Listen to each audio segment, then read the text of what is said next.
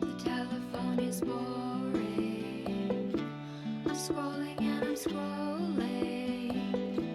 Delete me today. The selfies run dry from my eye. Place my real body in the quilted purse, where the creatures draw freely toward you. A pixelated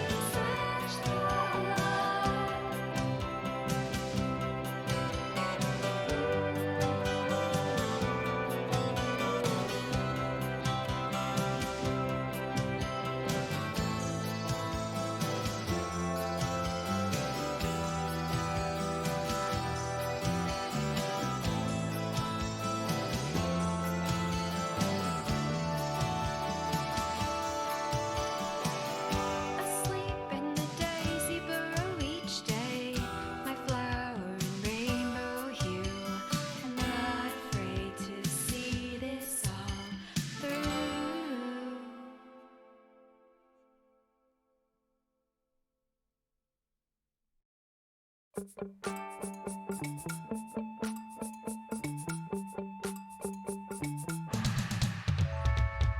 the ivy wood, in the corner of a line, under a tall ceiling, our shadows combine.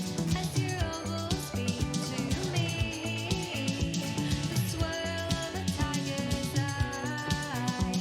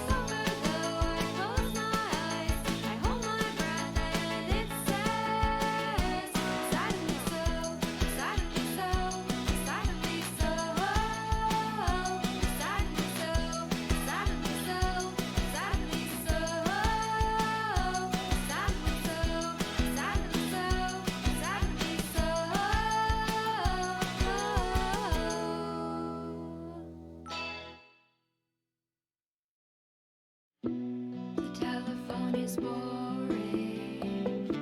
I'm scrolling and I'm scrolling. Delete me today. The selfies run dry from my eye. Place my real body in the quilted purse, where the creatures trot freely toward you. A pixelated icon of a brown mountain frosted mint.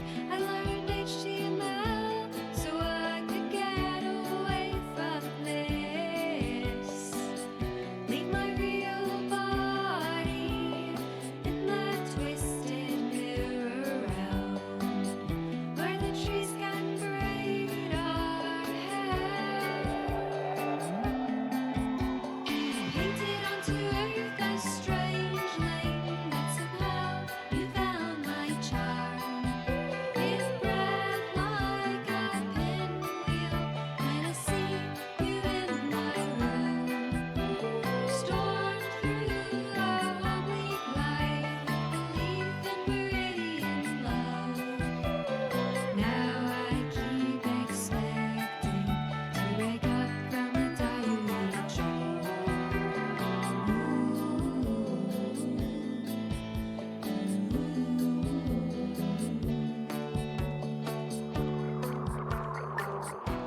Gremlin answers, elven guardians of a trusted heart, set free for a crying puppet of yours. As I speak to the crates, I'm back. Oh, okay. Hi, everybody. But yeah, as I Oh, was, are we live? yeah, as I was saying, Avi, no, making these banners is like one of the funnest things for me is to just figure out what my banner is gonna be, and then putting it together like a couple hours before the stream.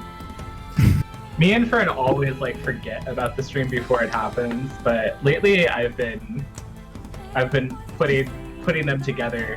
When Fern taught me how to like search for transparent PNGs, it fully unlocked my power. And nowadays, though, you have Like- to be careful. I was walking away from my computer. Nowadays, you have to be careful because there's also the like fake PNGs. Like you'll click on it and it'll Yeah. look like a PNG, but it's just an image of a PNG background. Just has the checkered background, yeah. Yeah, that stuff is so like It's just whatever you search for with a ska background. It's so weird because especially because it's like, oh, you like you had to make this a PNG, like a transparent image in the first place. Mhm. Ray. I feel like it's like sometimes the sites like want you to pay, which is buck wild. Oh. But you can just like set the Google search to only show you transparent PNGs. Wait, really? Yes. What the Oh. fuck? Wait, I that's did- such a good See, yeah. feature. I didn't know about that. I just always had to either like make my own transparencies or Yeah. figure it out from like which ones were real and which one weren't. Like, so what you do is you go to like you go to image search, and then you go to like they'll say transparent or whatever, but what you want to go is go to tools, and then under tools it's type what is it? It's like type or something. What? But No by the way, way. do you guys notice something different today? The music sounds Oh, normal. It's normal. The game is normal. Yeah, I was able to fix it. Anyway, if I talk to this woman, it turned out I'd been talking to the wrong woman when I kept trying to give them their mutton. It's the woman in blue, not in green. Oh, I think I found it in It's in you color. search under color. Yeah. Yeah. What? Oh my Yeah. god. Yes. Life-changing information. I'm glad Elbent was the first person to notice that my delicious can of soda is labeled with the Newport logo. Hey. Which was That's a bit so I good. came up with like an hour my before God. streaming and was like, fuck, I gotta make that really quickly. God, imagine I'm just like imagining a soda that tastes like menthol Newports. It's like a nice lemony twist with a bit of a menthol Camel Crush. It's just a little bit of fiberglass. All right, so we're gonna do this fragile delivery for this guy because we have to go in this direction anyway. So let's just head over. Oh, doesn't this one suck? It's not too bad. We just got to do like get over there. What do you know about this junk heap? It's filled with garbage and scrap from the old world. There's all kinds of machines in there that no one remembers. Oh yeah, how I to forgot use. that they have to say this first. To get there, we have to cross the iron bridge to the northeast. So he's talking about these. In the old times, these huge metal crates used to cross that bridge all the time. Humans certainly were wise back then. If they were so smart, why are they all dead? I'm always saying this. Anyway, so when I rolled, it broke the item, which is to make it so you can't dodge it, and that's what makes the mission suck so much. Yeah, that's I remember this one. Let's go back and So you have to just manually run past all of them. Yeah. I did the roll the second I left the game. This was the thing I discovered when I was testing to see if the sound was working. Was I was like, I'll do this mission because I have to go to the extremely laggy bridge level. Oh, I'm at my limit. All right, let's talk to this guy. If Fight I senses. know tomorrow. Hey. Why is he dead? I'm always asking this. I don't know why he's like, nice steel rod. Like, that's the gift. Thankfully, he gave us another parcel, so we can go do it again. And apparently, if we duck and roll during that, it doesn't break the item.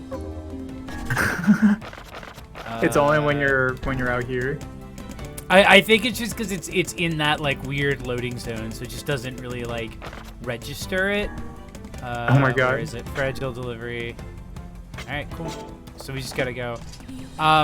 Another interesting thing about it is that the guy says it's in the gold house in the tallest part of the. Is the music wobbly or is that just me? Ruggles, that sounds like it might. It sounds good on my end. I don't know if it sounds wobbly to anyone else. Yeah, it is fine. It is fine for me. They also like spawn a bunch of these little fuckers right here. So it's literally just you just gotta Oh my run God. through them. That's so funny. Yeah, I remember this being a big pain in the ass. As someone else at the point was chatting out, the thing that's like one of the things that I really like about the side quests in this game is that it'll just be like, wow, good job doing that mission. It didn't really matter and I don't really care, but here's your gold. If you are blinded with rage. What's the story here? What's Yokotaro been up to? We have to go to the junkyard to get something that might help our daughter. We're looking for Grimoire Noir, who might be able to kill or might be able to cure the Black Scroll. And our daughter, yeah, that's basically it. Also, there's bats in here now. The bat's These are possible. just regular bats. Oh, Yeah, no, they're just regular ass They're bats. not shades. normal ass bats. Oh, they do look hostile. Are bats hostile in real life? I've never seen a bat in real life. I feel like I've never seen a hostile No. bat. I had a bat. I used to work in like a let's call it a newsroom, and a bat got in once, and it wasn't really hostile. It was just extremely unchill. Yeah, Canon has Bonder is totally right. Bats are not hostile, but they do love to swoop, and they are super erratic. Yeah, no, they're it's more just like the risk is just that the bat is going crazy. Yeah. It's going crazy and it has rabies. Probably, yeah, probably. It's probably safe to Frankie, assume that you it have does. rabies. Bats are okay. So bats are actually known as virus reservoirs, because they are really good at not being, or viruses tend to not actually, They don't give them kill them. Yeah. So they're really good spreaders. Oh, so they just hold a bunch of viruses. Yeah, there's like a few animals that meet that criteria. People theorize it's because bats can fly, so they're really effective at spreading them. So, but bats don't hurt you except by accident. Bats have that. Bats have that thing from The Simpsons where it's like Mr. Burns can't get sick because he has too many diseases and they're stuck in the door. Moles are also viral reservoirs. Oh, that's interesting. Virus reservoir is a really good name for a band. So Oh, did you already deliver it? yeah, you just go up to the chief and he's like, which A is not the tallest house in this area. It's not even the tallest house you can access. It's just there. Because there's houses over there you can get that are higher. But yeah, he's just like, okay, fine, I'll take it. Leave me alone. And then Yokotara's like, well, that sucked. Anyway, speedrun strat. Whoa, nice. Hell yeah. Moles are viral reservoirs. What a shame.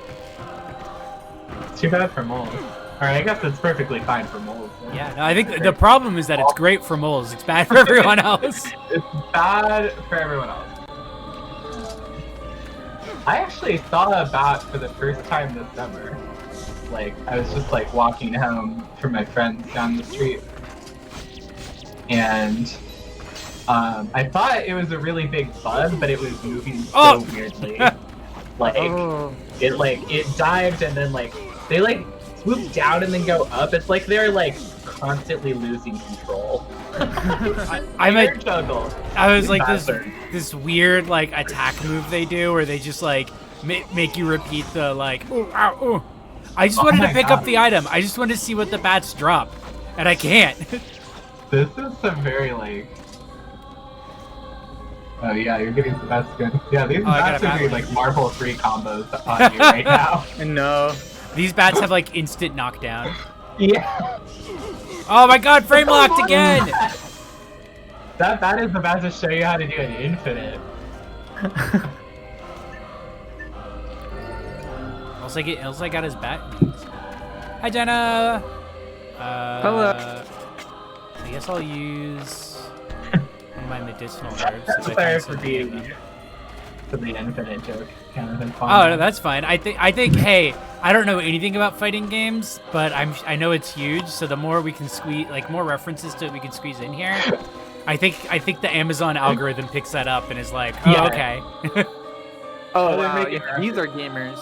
Oh, these people know about. Is what Bezos is saying. These people know what juggling is. They're good. They know what a knockdown is. Wait, there's 2 boars. 2 boars. Interesting.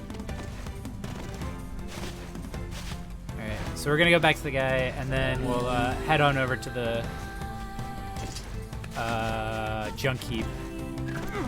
I love how the locales in this game are just things like Junkyard, the Fish Town, the city that sucks and nobody comes out of it. Does Nier have a sewer level? Not really. It's got it's got that weird God, how to describe it? The It's got a weird factory level. Oh yeah, which is where we're going actually. Oh, okay. Well, I guess they're still hostile despite what I was told. Oh my god, did you see it curve? Yeah, no, this boar has perfect aim. Oh my god, yeah. Oh, Man, good Running turning. circles around you. Damn! Oh, that's gonna get you. no, I got it. I'm out. I don't think it can enter the bridge. I think I'm safe here. Oh yeah, wait. Now that I have. Boars famously will not cross bridges. Yeah, they're like wraiths. Yeah, yeah, they can't cross running water. Yeah. Oh, you got a tutorial. Yeah, the sidestep one. Let's see what that is. It is really funny that the hardest enemies of the early game are just very large animals. Oh, if you press square at the right time, you can do a sidestep attack. Oh, wait, okay, they can't get on the bridge. Oh my, just work, this though. freeze of a frame. I guess I can makes my physical defense of martial weapons stronger and paralyze on weapons and magic.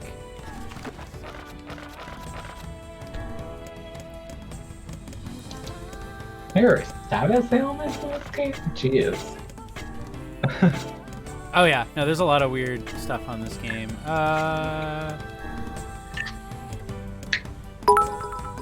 Oh, Dunkin' Donuts, thank you. Yeah, here we go. This will paralyze level 1 on my sword now. Da-da-da.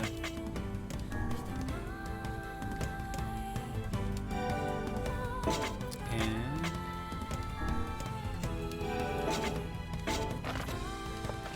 oh wait. Sorry, this is the thing I do a lot, especially in the early game, is you just get these things. No, I think magic cost down is better. Yeah, especially for something you use a lot of. Oh my gosh. Oh, knockback resistance. Oh. Wow, you're farming a lot of stuff from. Oh! Oh, Jesus. I think you might have been fine, but he the boar lined up perfectly and Yeah, no, the now boar he's on the immediately other got me. The boar is just like, oh, you're with, oh, you're on the bridge? Let me just line up exactly to get on the bridge.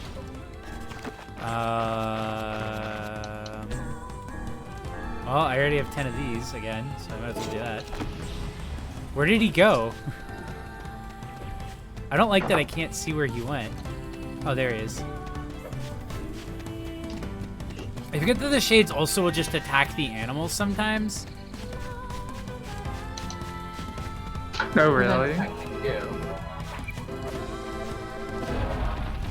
I don't think like paralyze is a thing where it's like it's guaranteed, but it's like a thing where it does it over time kind of a thing. Or like it gives it a chance of paralyzing.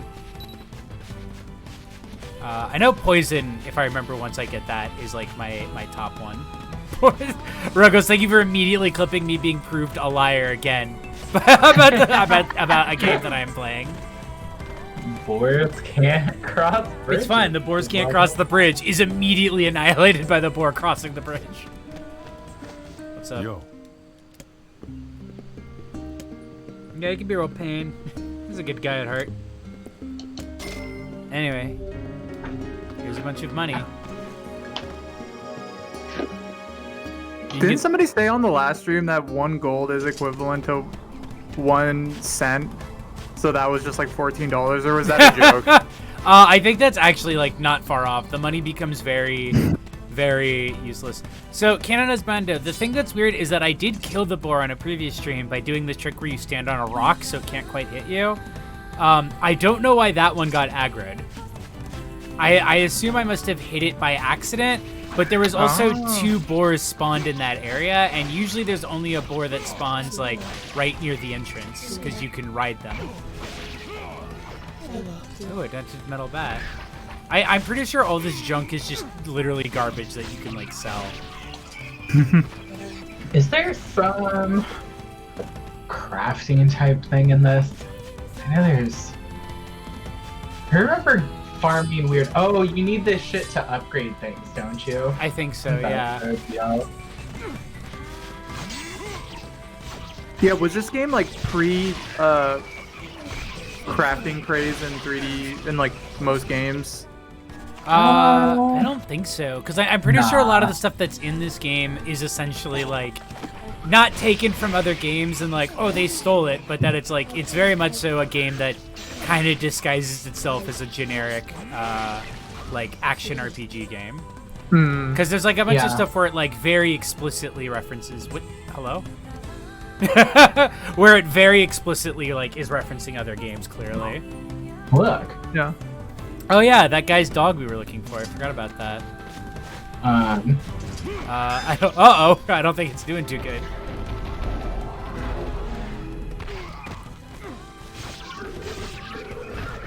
Oh yeah, it got fucking murked by these shades.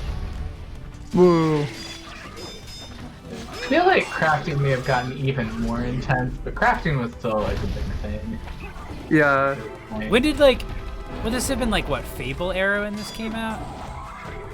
Hi Mia, welcome to the chat. Maybe Hey. I mean, I must dispatch the nearby front first. yeah, you thought you could just bypass this place now. You have to respect the content, even though the content does not respect you. Bam. Get up, get up. Okay.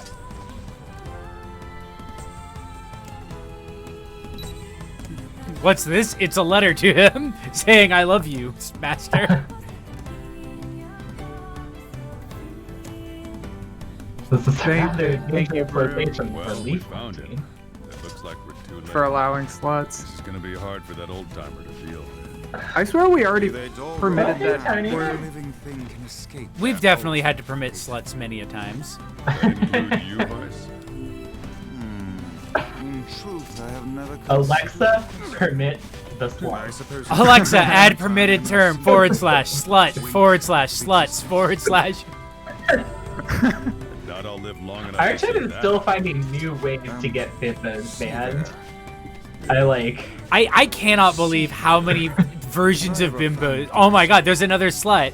It was just regular slut. What? Oh, stop being morbid, Vice. Besides, you can't die. You're made of paper. Can't just have one singular slut. Sluts are valid, and that's Never not looked on at that. that before. I love My- this revelation from Weiss that because he is a book, he can't die. And that's just the thing Nier says, and he's like, oh, I guess that's true. I believe that now. You know what? It really makes sense if you think about it. I don't have an argument against that, yeah. I mean, he's like a book. What Sluts are you of a gonna do Z to a also must book? be added. Rip it up, ban it, burn it. You can't do sluts with a Z? That's awful.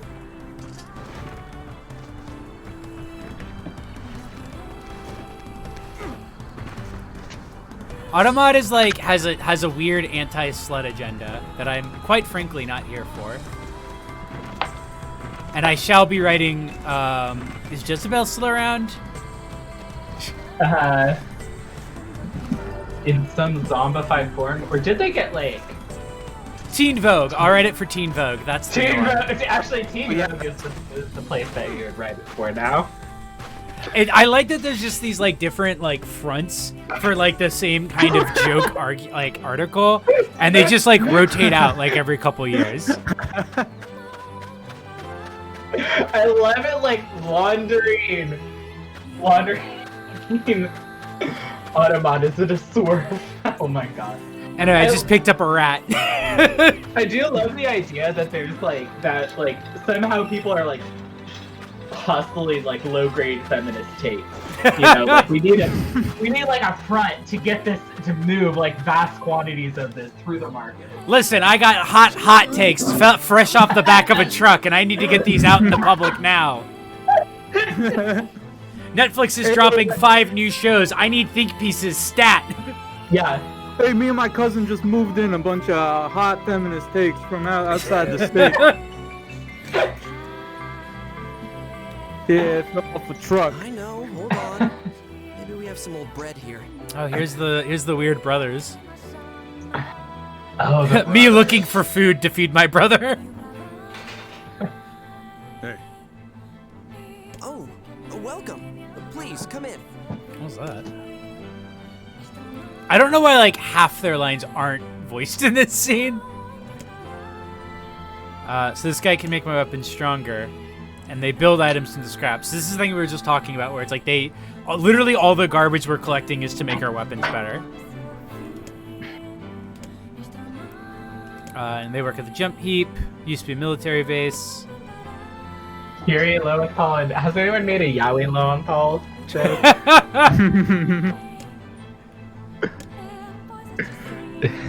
Mom is she's If so, happy I'm now. claiming it right now.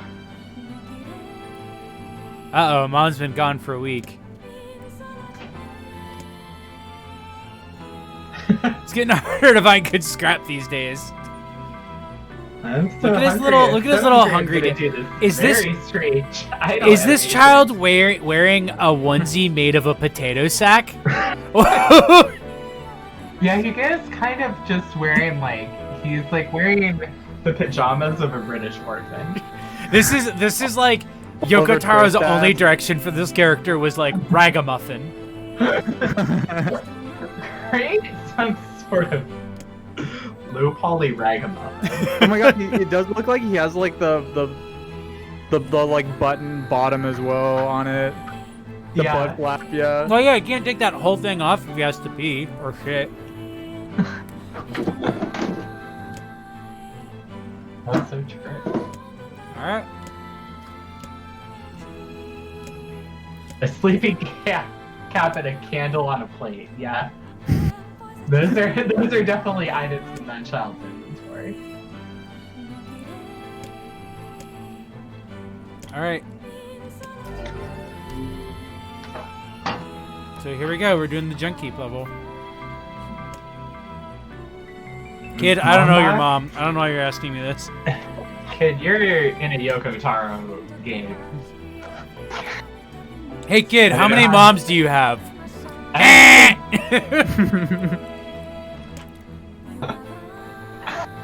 Norman Reedus mud flap. Norman Reed. This is that kid dresses how that kid is like. We're gonna see Nick Cage's kid repping that fashion in like a year. Oh my god.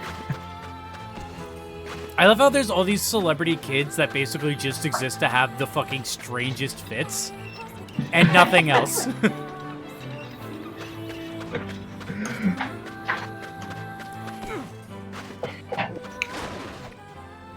Also, I guess as an open invite to Baru and Mia, since you're in the chat, if you guys want to get in on the voice call at any point, that's basically easy. Because my plan is at some point to just have enough of a list of, oh fuck, rat, gotta get that rat, gotta get the rat.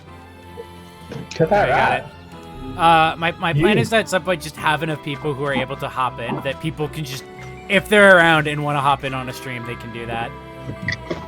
Oh yeah, this one's fun. Oh, Baru's cozy mode though. It is very cold out, but it was super nice earlier, and I took a bike ride, Guess and the I kind of got like an power source is endorphin still high off of it. operational. Oh, that's really nice. Ooh. Idea how to use I it. should have. I was thinking about it too. I actually really like super cold sunny days. Yeah. Now Same. we bust Yeah. them up and take the part. They're really pretty. Tony. Oh, Cold Killers. Thank you for following. Hi. Tony, you are absolutely welcome on a stream if you'd ever like to. Are you in the Film Critters Discord? By the way, we have a Film Critters Discord if people want to join. Tony, I don't think you're that problematic. Ah! Got attacked by the fucking vending machine for Wow. Fallout. You're so unproblematic. Well, you there's- can say out loud all the words that get censored in the chat. Yeah. I mean, there's like problematic that like I would have on, and then there's like problematic that like I wouldn't. And also like usually that problematic tends to overlap with like wouldn't hang out with, or like if I knew somebody who had like Tourette's, like that, but like that specific kind of Tourette's that you only see in like Fairly Brother comedies. Oh wait, can I? Is there something with that switch? No. Oh, well, here's an I remember elevator. really loving the music here. I'm glad you like the junk keep music because we are gonna hear it again. We are gonna hear it I a remember lot. this being a pretty long level, and then we return to most places. Yeah, I think it's specifically that we get like we come back to this level like fairly often for missions. Oh. So I'm glad that Yeah. they put like a really good track on it. Because it's like a pretty, yeah, it's a pretty big area. My roommates were watching a bunch of like oh fuck, that guy's got a taser. We're watching like a bunch of videos where people are talking about like, oh, the best video game soundtracks like that you've never heard of. And like Oh, they man, were I all wanna like watch that. they were all like Mario Galaxy. Like games that you have absolutely heard of and soundtracks that you have absolutely heard. And it is like annoying because it's the thing that always annoys me about people talking about like a lot of game soundtracks is a lot of times it's like, oh, this game soundtrack's really good, but it's like, yeah, it's really good in the game. It's not like Right. music that you would listen to on its own. Or if you do, Yeah. you're only listening to it because it reminds you of the game, which is like valid, air quotes, but that's not like good music that stands on its own. Whereas a lot of Yoko Taro music, I would listen to on its own. I listened to the Dragon Guard 1 soundtrack way before I played the game. Same. Yeah, I have a bunch of Nier songs in my like good video game music playlist, and I've never played through this game. I would say like the Lisa games have really good music on their own. Obviously, like the most Lisa rhythm tracks games. are pretty good. Yeah, they're fun. They're kind of like, I mean, I've only watched you play a little bit of one of those games, but I really liked the stuff. It was like, I'm not quite sure how to describe it, but it was like really, really good at evoking the mood that it wanted to. Yeah, no, exactly. Like it fits for the spirit of the game, while also like a lot of the tracks were just music that you could listen to. You know that game, Off? Oh yeah. I was just listening to that soundtrack. Also a game I've never played. Yeah, Off has a great soundtrack. It's like, Ooh, I've never played that either. I mean, I would say that the actual like RPG combat gameplay of that game is a little tedious, but it's not a very long game, so it doesn't totally like It doesn't so like it's not like overbearing. yeah. I was gonna say it's one of those games where it was like one of the early like RPG Maker games, right? Yeah. It's actually a French game. Oh, I did not know that. Yeah, translated from French. And it was like, a pretty kind of early RPG Maker game. Yeah, I think it's quite like, I mean, it's got a wonderful moodiness to it. It's not unlike Nier, I would say, in certain ways. And it's got a very beautiful. JJ was talking about how the robots in this game have like a really cool clunky design. I think my favorite part of like Nier canon is that the robots in this game are like literally the descendants of the robots in Nier Automata. Yeah. I was gonna say, if you're a Nier Automata veteran, like, here you go. Yeah, this is like this the game origin is canonically of the game. like after. No, it's canonically before Automata by thousands of years. Yeah, Automata, like this is like, this is like 1,000 years after, like modern day, and then like Automata is like 8,000 years after this. Which is why the robots have like actually been able to evolve as much as they have in that game, is because they're literally like evolved from these guys who are like very clunky and slow. Oh, that's so cool. I love how I'm scrolling back on the chat, but I love how everyone is talking about pepper steak. Yeah, no, that's actually why I got listened to it, because I was like, what's that song from Off? Like, what's the Off theme song again?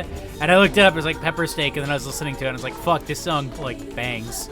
Yeah, it bangs really hard. It's like a really good, it's like the main battle theme, isn't it?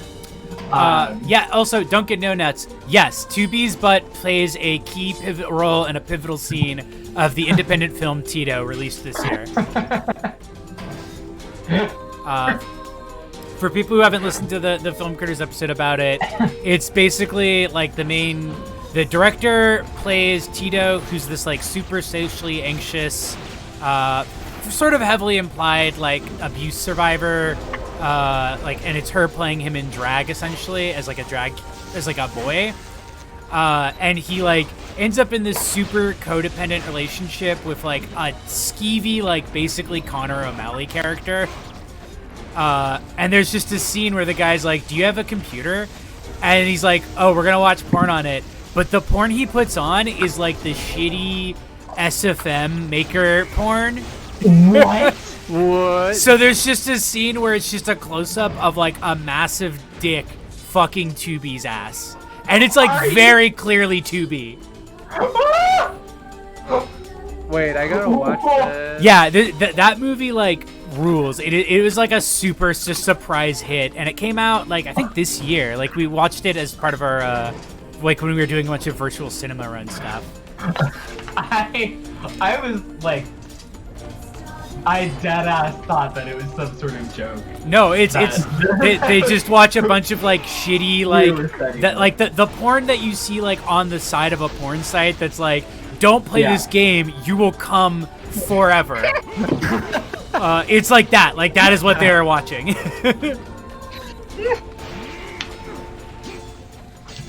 Oh my god, I hope Yoko Taro knows. I hope he's honored. I feel like he would find that very funny.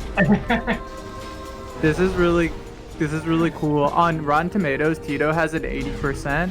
Yeah. But on IMDb, Tito has a 36%. That Oh. already extremely intrigues me. Yeah, no, IMDb fans would absolutely hate it. And it definitely like has its flaws, but like it's a super fun movie. I really enjoyed it. Also, my other favorite fact about it is that as part of their Kickstarter run to get it, the funding for it, backers at a certain level got Tito branded fidget spinners, and I desperately want one.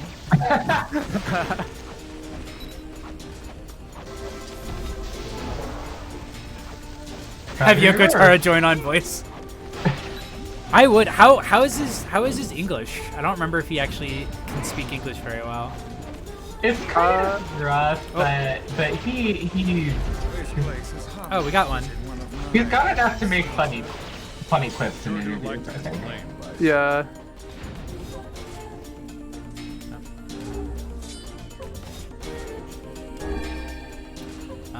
How many allies do we have? Oh, those are just maps. I really want to say, like, there's gotta be some sort of Twitter account or Tumblr aggregator account that like just posts like clips of examples of video games and movies and TV shows. Yeah. I would watch that so Oh. much. Should I love them. Do and I love exist them when in they're some weird form. Yeah. and wrong. Like I remember I remember when I was a teen and I was watching like House with my dad, and there was this scene where House is like fucking he's playing like Metroid Fusion on like his Game Boy or something like that. And he goes like he curls up into a ball in like the and sits in the like Chozo statue, like the power up like statue, whatever. And then it's like he dies and it's like game over. And it was like so it's like, whoa, that's both fascinating because you're definitely like because they were using like it was clearly like that game, right? Right. But they had somehow but that's like not you don't die or anything like that when that happens. So they must have had their VFX artists like make that effect appear for some reason. It's just like a whole bunch of effort to go through to like put this video game in. That's and then really have it weird. do things that are like actually like not things that video game does. Yeah.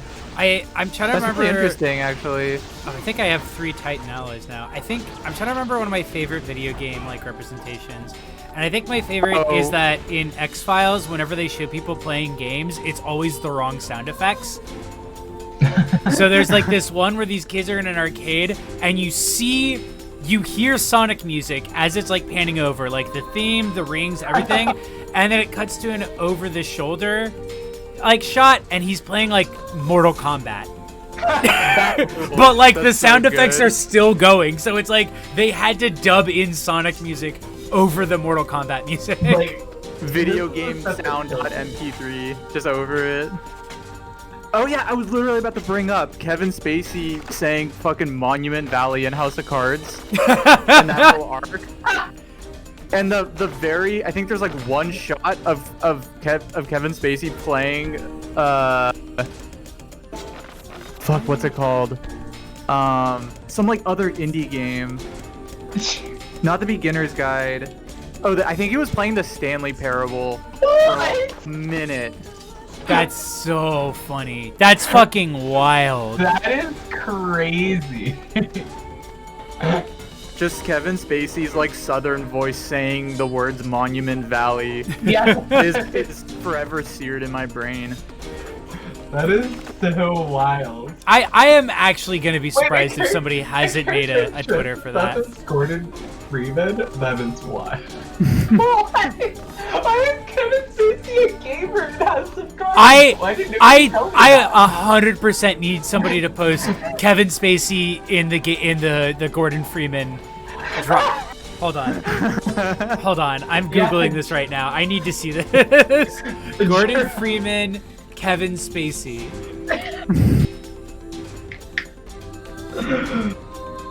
Oh, is it not him? Is it a different character? Is it a different Gordon Freeman House of Cards? Yeah, so the reason that the Kevin Spacey's character is exposed to so many hot indie games is because there's like I think a documentary person or somebody writing a book who's following him around, and he like introduces Kevin Spacey to Monument Valley, and like Monument Valley like plays an important role in the show. Like he has some big revelation because of it after playing the game. Oh my god. I haven't seen that show in so long. Oh, Blended Fish was talking about looking. Okay, that's still funny.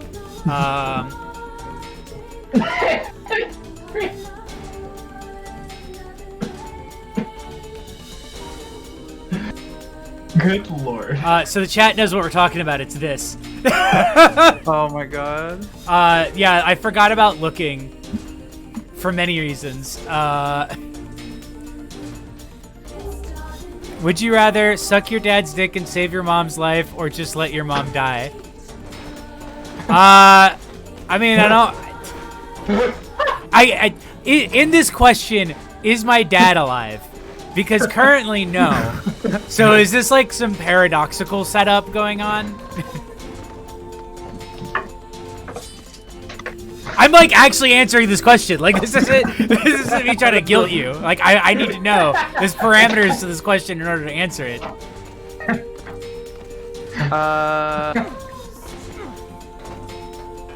If he was alive. Oh, then yeah. Listen, I would do anything to stop someone from dying. I would suck any dick to stop someone from dying.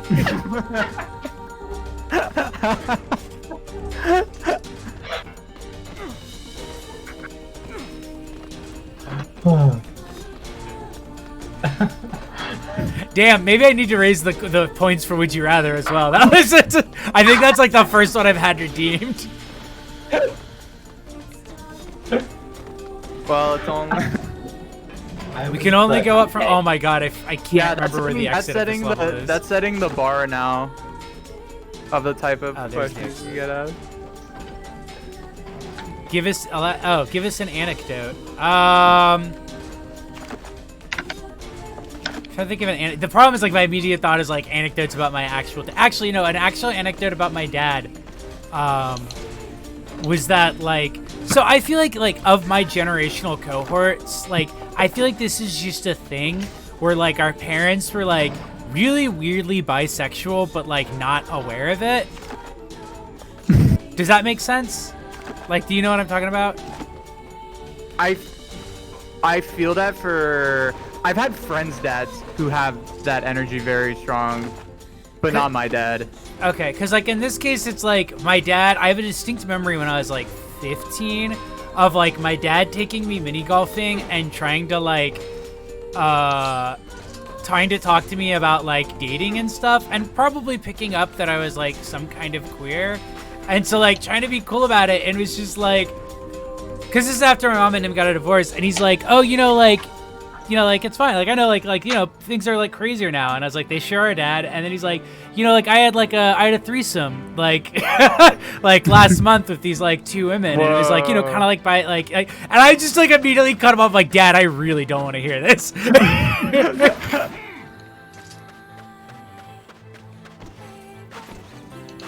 Oh man, no, my dad has never talked about anything like that to me. We had the sex talk once in his truck, and it lasted like 10 seconds. The ride was just dead silent, and the only thing he said to me was it was like a couple months after I had like my first girlfriend when I was in high school, and Oh, he was just like, James, you know to use a rubber, right? And I was like, sure. And he's like, okay. And that's it. That's like the only time we ever talked. Oh my god, my mom had the exact same thing. Where it's just like when she gave me the talk, it was literally just like, oh, use a rubber. And I was like, okay, Mom. Oh, wait, hold on. Oh, there's Avi. Okay.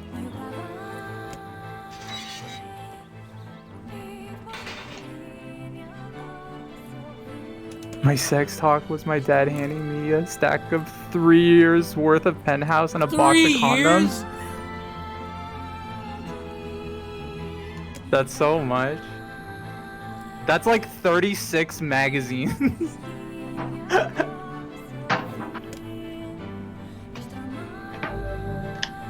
A box of condoms out would for sure expire before I could ever use them. This Scotty box talking about after my mom found out I'm gay, she gave me a talk about condoms in the middle of a McDonald's. Oh my god. But yeah, like on that tip of like the bi thing, it's because like same thing with my mom. This is like, I love my mom. This is not like a mean thing. My mom looks like a butch lesbian, and so she would tell me these stories about going to like lesbian biker bars with like her more feminine friends in high school, because people would think that they were dating, and then like buy them drinks, and like that's how they would get free drinks. Is by pretending to be like a hot lesbian couple. Whoa. And like I know so many people who just like have similar stories where like their moms are like, oh, you know, yeah, like there's friends like when I grew up that I would have had sex with, and they're like, what? Yeah, bro, your mom's cool. I love my mom. Oh man, speaking of moms, this kid's like having his little tantrum about his mom still. Does your mom want to hang out? No joke, I've shown multiple of my lesbian friends photos of my mom, and they've all been like, I want to meet your mom, which is a terrible sign.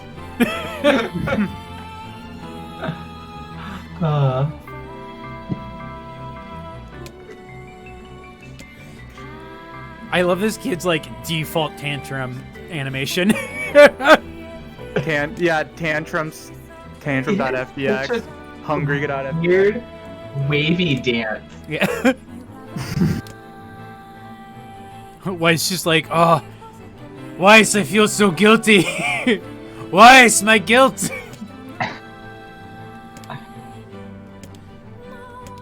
Yes. Our mom is real mean.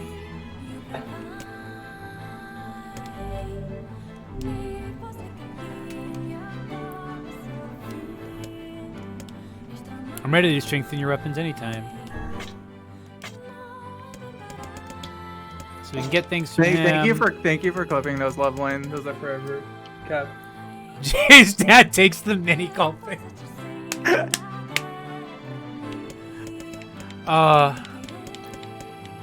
at all these things I can buy from this guy.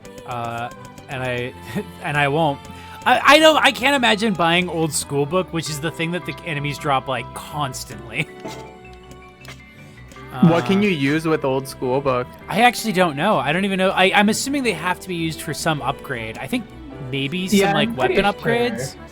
I'm pretty sure they're all weapon upgrades, right? Oh, I can't forge any of them yet.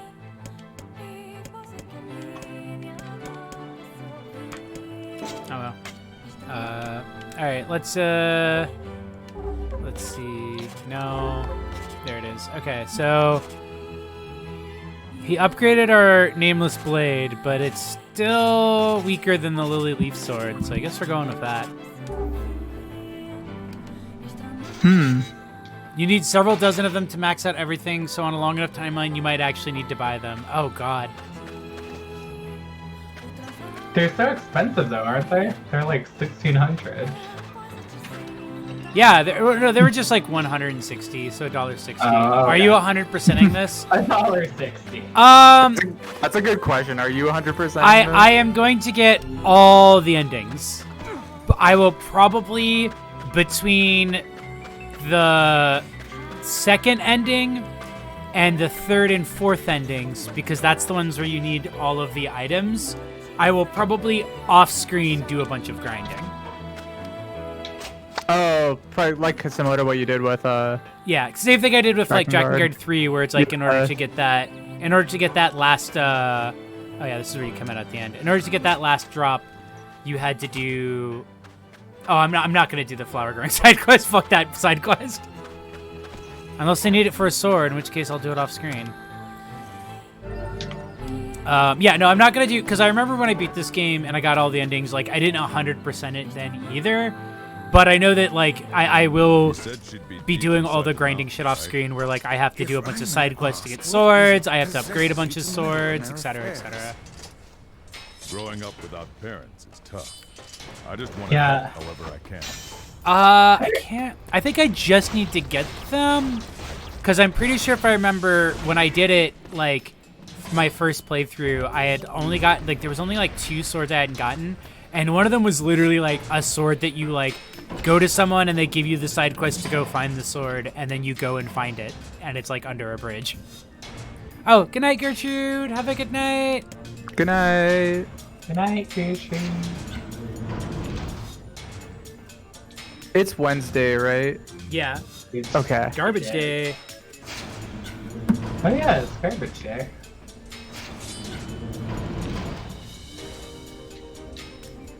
I'm glad that I started telling like dad stories in a game that is very much so about a dad.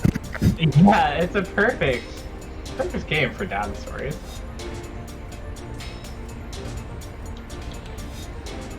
I really want to see more games about moms, though. That's my personal mission. Like, as a designer.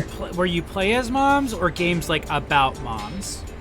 I both, but definitely, but especially like play as mom. Lovelane says System Shock 2 is a mom game. That Yeah, is that's true. That's very true. I definitely do want more mom games. Oh, Oh, like maybe different. by the way, in the picture. What? Oh, somebody was asking what my eye color is. Oh, My, okay. my avatar's eye color is black. I guess. Gray, dark gray. It's heterochromia. Yeah. One blue and one red. Dude, I hate that these enemies shoot we orbs. just love having different eye colors. VTubers, you said love them? Oh, anime I don't fans. Oh, yeah. Heterochromia. Yeah. Or others. Yeah, heterochromia. Oh, lovely. That game sounds cool. I that's might what it was. actually have that game too. I'm trying to remember. I definitely got a similar game where you're playing as a mom, but I didn't get too far into it. Yeah, I'm kind of surprised that there aren't more games like that. Like, I mean, as much as I'm like, wow, I do not care about games about,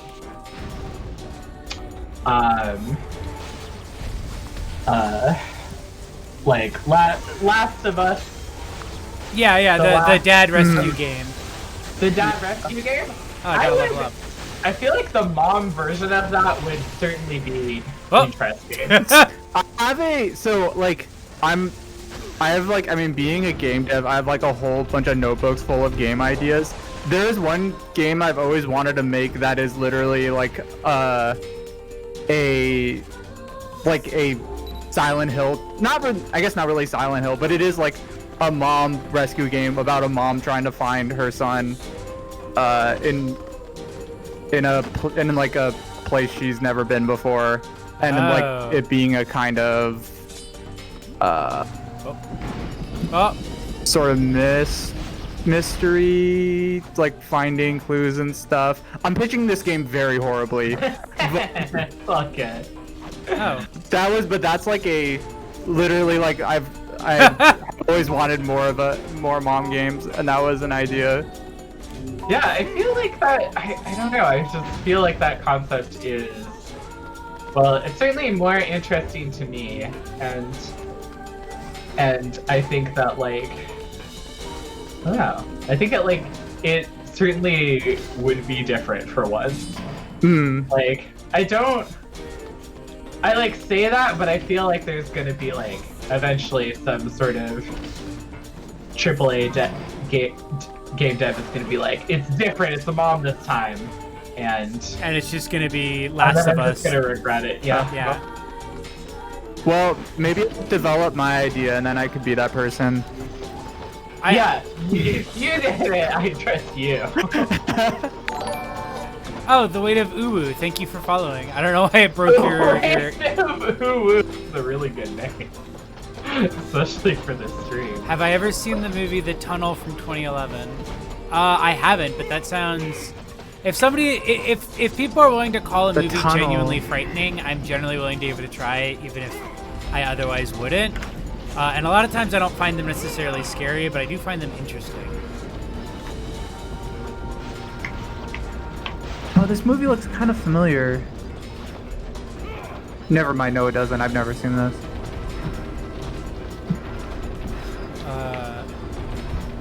Fuck, I'm gonna add it to my letterbox now. What is Is it on any? Did it say if it was on anything? Yes. Yes. Oh, you can watch it now on Amazon Prime. Oh well, okay. Then that just means I can pirate it. Oh, Brew saw it and she said it is a litter boxed. That's gonna be the version they make that's like for kids movies only. No! Yes, I gotta I drink swear calories. I heard litter box, which would be a really good. Oh man, imagine if the Garfield East guy came up with a letterboxed competitor and called it letterboxed. Oh my god. Oh, Tony, tell him to. Imagine it, please. Tony, tell him to either subscribe or install uBlock. uBlock Origin. You know what? I actually also Cold Killers. I haven't had Wendy's in forever, which is like really fucked up. I just don't live. Once. I just don't live near one.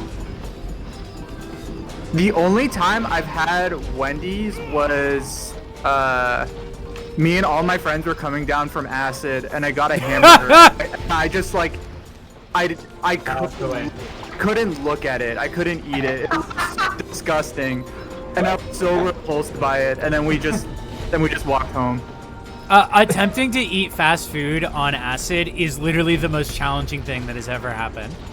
And also I love to, but also I love to do it because I love to subject myself to upsetting experiences. Oh, Tony, thank you for the sub gifts.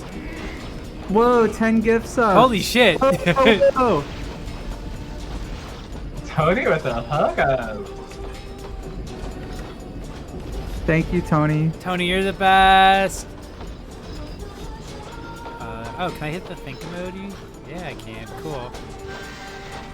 And thanks. Are they still doing the K-pop emote thing? It looks like a box of donuts. So unless there's a K-popper who's famous for being a box of donuts. It's Oh, I love Campasawa immediately posting forward-facing Doge. Oh, it's a fruitcake because it's holiday emotes. Okay, that makes sense. I don't feel like gamers actually like K-pop as much as League of Legends and Twitch seems to believe. Right? But I could be wrong. I mean, I don't know. They love. I mean, like K-pop is like hyper capitalism. It's legit like very popular too. No. No, that is true, and it's very popular. It just didn't seem like. It seems like a thing that gamers would want to hate on purpose, but I guess there's more to gamers than just that crowd of gamers. I guess it also. Oh my god, I'm loving just this flood of forward-facing Doge emotes. So happy to love to see it. It's really intimidating. I also think there's like that thing where it's like how Twitch. Oh fuck. Where like Twitch fans. Look at him dead. Twitch fans like definitely are like not gamers in the normal way a lot of time is a thing I've noticed. It's sort of like how when you see Pepe with gamers, Really it's true. like, oh no. When you see That is Pepe how I with feel. when you see Pepe with gamers versus like Pepe with Twitch users, like Pepe is just like, oh, the funny frog emote. Yeah. Right, it's not quite the same darkness, as it were. How does it want me to get across there? There's something I'm missing? Oh, I really like this flattened forward facing Doji mode. Oh my god! That's him after getting bonked. Jesus, Zoe.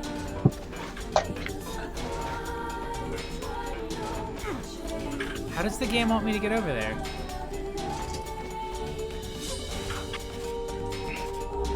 Bomb jump. Is that a thing?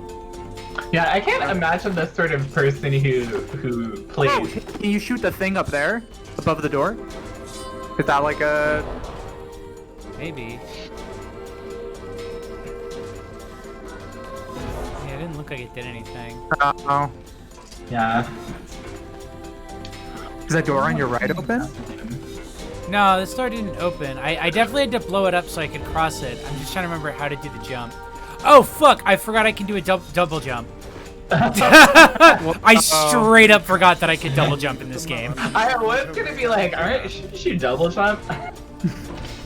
Sorry, I like started playing Quantum Break like last night too, and the controls are a little bit similar, so I was like thrown off.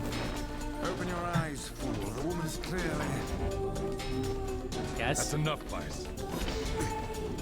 Oh, I have a good... I don't have... I don't have good... Maybe they just. I'm not gonna pay points for this because I'm on here. I'm not gonna bother with that. But I have a would you rather. Oh, what do you got?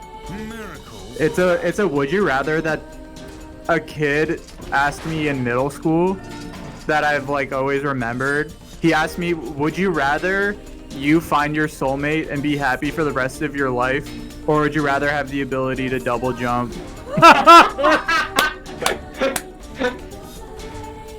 And like, Gotta go double jump. Unanimously are like double jump. Yeah, no, I gotta go double jump. Okay, I would say, like, how high is my regular jump though? And then how high is the double jump? Because if the double jump, if the second jump is the height of my jump right now, I wouldn't even consider it. Oh. This bodes ill. Oh, that's a... Wait, we've never asked that before. I guess we all just always assumed you could just video game double jump. I.e. like be able to jump over a person if you Right. needed to. Yeah, if your standard jump height was jump over a person and then you had a double jump of that height as well. Yeah, it's hard to get that. I could Hi, Tess. see very few people saying that at all. Hey. It's malfunctioning. Oh yeah, and if you jump at the end of the fall, it mitigates fall damage is absolutely necessary. Yeah. Oh yeah. It would. Also, this hella looks like a boss from Super Mario 64. Whoa. Oh yeah, this is where Oh. the bosses start getting really schmuffy. Yeah. And your jump height is not enough to deal with it.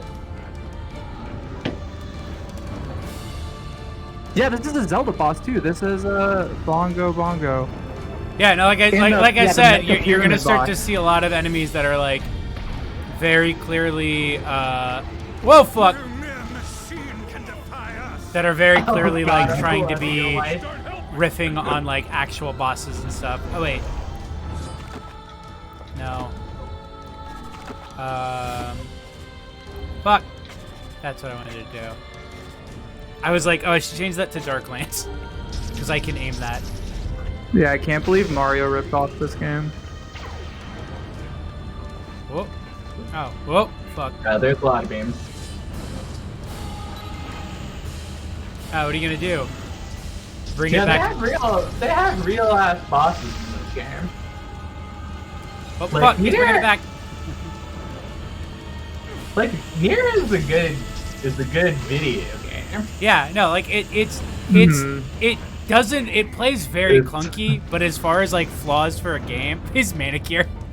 Tell us about favorite movement mechanics in games. Hollow Knight, great.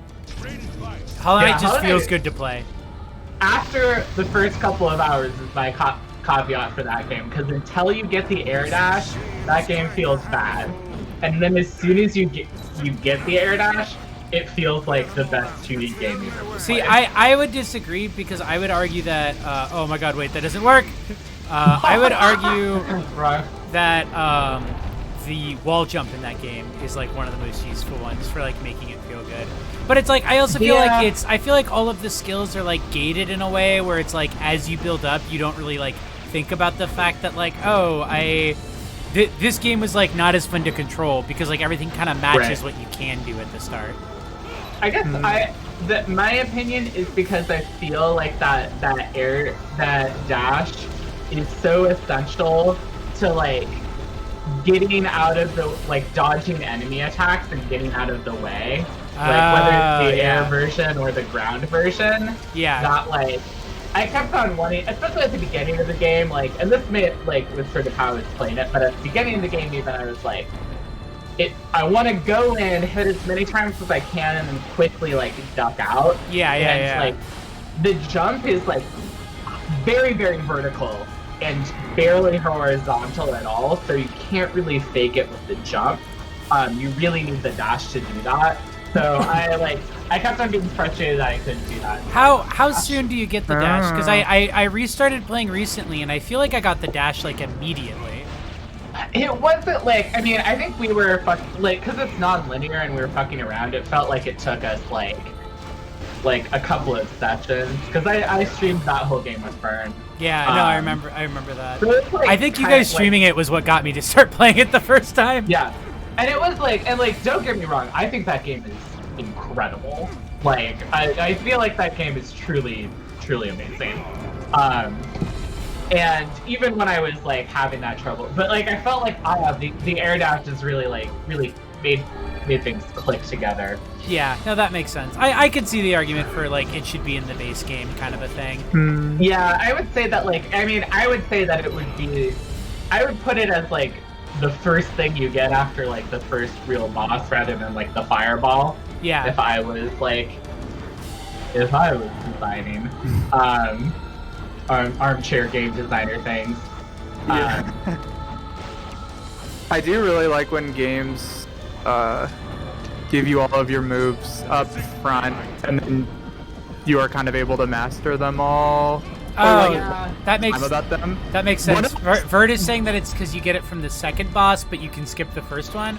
So probably on this recent playthrough, I probably went straight to that guy and got it because like I just like knew more what to do.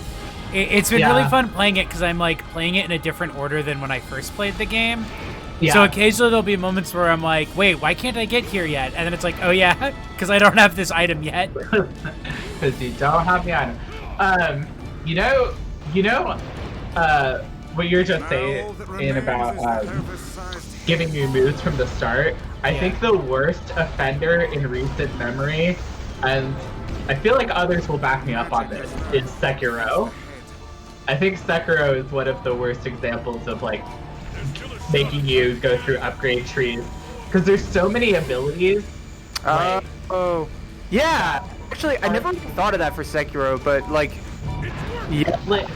Like the Makiri counter, like the thing where you like jump on the blades. Like there's a whole bunch of like really basic defensive mechanics that certain bosses like you just need them to do like the basic moves. Like Hold on, I gotta drink, coward.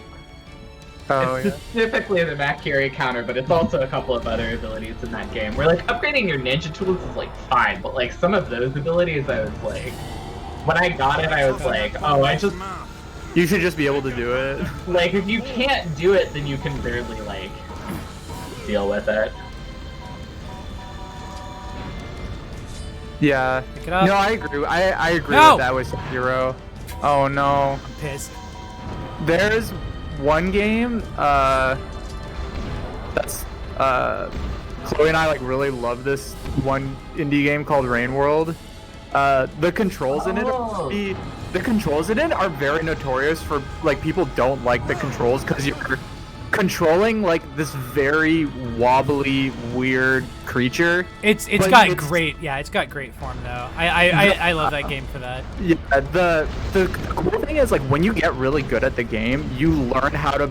You feel like an animal running away from predators, and Oh, you so have cool. to be very like slippery and like jumping away from stuff and making like really cool escapes. So that's one of the games where it's like it has a really high learning curve, but once you get it, every escape and maneuver you do feels extremely good and interesting. Like a little noodle ferret. It's such a good game. It's such a cute creature. I shared a booth with Rain Worlds because they were Oh, nice.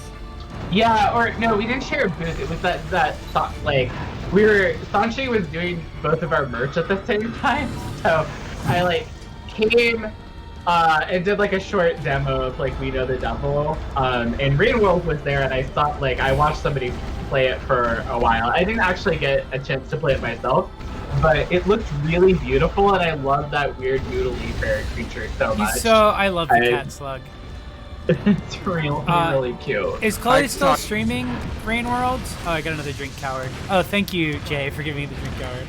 I could talk endlessly about Brain World. It's such a good game. Yeah, it just seems so pretty and it's probably like the only game I've ever seen that has the best. It's the only game I've seen that feels like it has a functioning ecosystem. That creatures in the world feel legitimately like that. There's a weird like what's it called? Like not a hierarchy, but like an eating hierarchy. Like there's oh my god, I forget what that word is. Wait. Things eat things, and you kind of fit in somewhere in there, and it makes the world food chain. That's it. Okay, that was the word. Okay. The Circle of Life from playing games. It's a woman. No, that's really cool. Like that's what I remember being really impressed by how like organic that game felt. She's got company. Yeah. Cosmetics, a travel bag, money. Not exactly metal harvesting gear, is it? Pussy out kind of day, I guess. I mean, maybe she wanted to look nice with metal Yeah, harvesting. double cheeked Some up. girls just like to look at nice when they go out and do some metal harvesting. Disgusting. Some girls just want to look nice when they go to the junkyard. The arms of a swain. Oh, damn it. This is... Damn. So much for miracles. Though in truth, I'm sure you suspected this all along. What will you tell the children? I don't know. Mom's dead. What's this? A perfume bottle? It smells of roses. I guess I should bring this back to them. Kids love perfume bottles.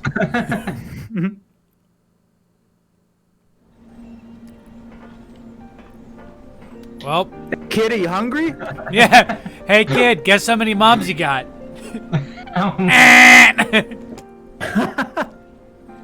She's in heaven now. I couldn't find her.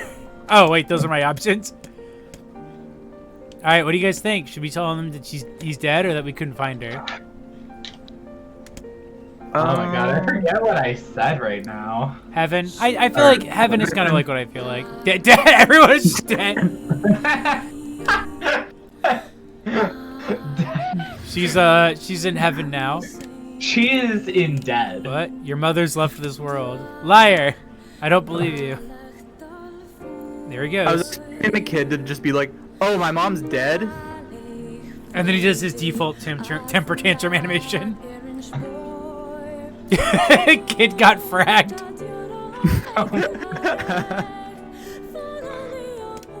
Did she die alone? Aw. Okay. That's okay. Your mom's failed, but she ain't coming back. Your mom died doing what she loved. Pussy out. Girl, honestly, queen. Torn between her duty to us and her heart. We gotta allow man, I gotta allow mom fucking? What is up with like auto mod? Yeah, why did mom get? It's because it was fucking and mom. Fucking is fine, but fucking moms. I think this That's- is best. I Presidents against mills. yeah. You I forgive still us? thought it was really funny how MILFs was kept on getting censored on Monday, but my DILF mother. wasn't. But she's also human. You should just The use failure. the plural of mills, and it'll be fine. Ursus, I am stealing Nier Automata for when I stream Nier Automata. Found this next to it. Hey, check this out. Awkwardly hands him something. Me is just yelling sexism at this. Funny that your only options are both alive. It smells like her bread. Was your mom putting perfume in the bread? Is she trying to poison you? I'm not gonna cry Oh, got a drink, coward. if Gideon sees me like this. Damn it. He'll what? Wave his arms around?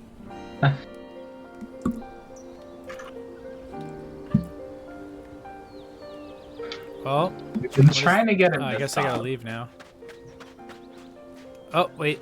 No, I gotta run into this cutscene first. Right thing. Thank you. Thank you for everything you've done. We came outside to say thank you again.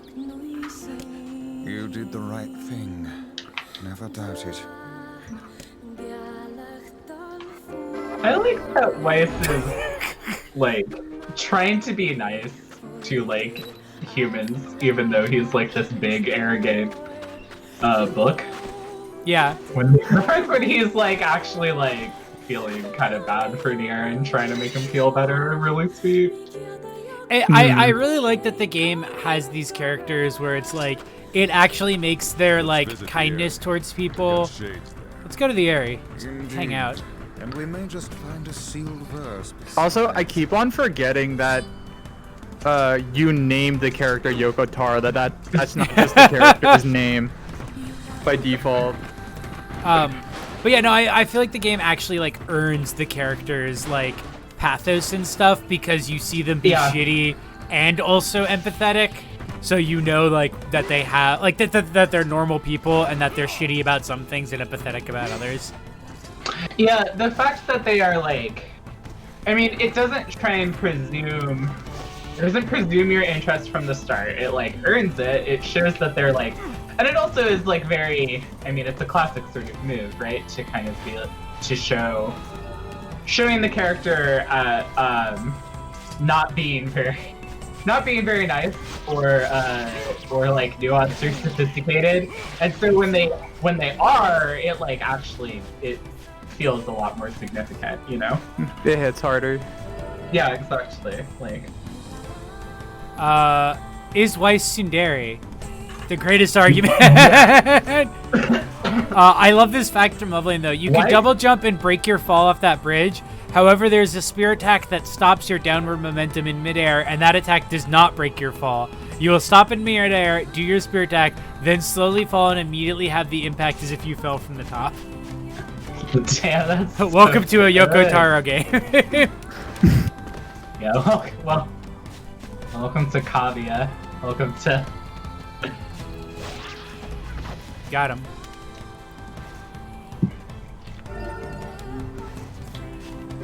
God, the more that I work with Unreal, the more that I'm like, it's a miracle that anything ever happens correctly in any video game ever. Yeah. Oh, the sheep are extremely vengeful maggot eating. Watch, let me go up to one.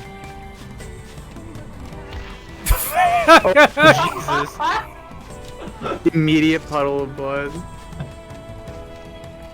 I took a second to pause, and it immediately just fucking murked me. Look, see, that boar is here again, but like I tamed the boar, but this boar I think is still an enemy boar. Oh, Maybe I well, like defeated the hostile boar. bull. Oh no, he seems fine. Does the boar? Oh. Maybe it's because I haven't nice attacked. bull. I must yeah. have like accidentally attacked that boar or something, He's just or vibing. like aggroed him, or maybe I like defeated the boar too soon and the game doesn't know what to do. Yeah, maybe it's just like, well, maybe that boar is just hostile forever. Permanently hostile boar. Yeah, Tony, I'm enjoying Blueprints. Sometimes I'm enjoying Blueprints, other times I'm not enjoying Blueprints. I've never used Unity or Unreal. I've like only ever been in Unity land. Oh, I forgot to do a shout out to Tony's great joke about how Yoko Taro never got to finish his trilogy with Far and Wherever You Are. Damn, that would have been Such a shame. that would have been a really good. But why is that bat there? I don't know. I was trying to see if I could shoot it down, but I think it's like it's like in the skybox or something. Oh, another item.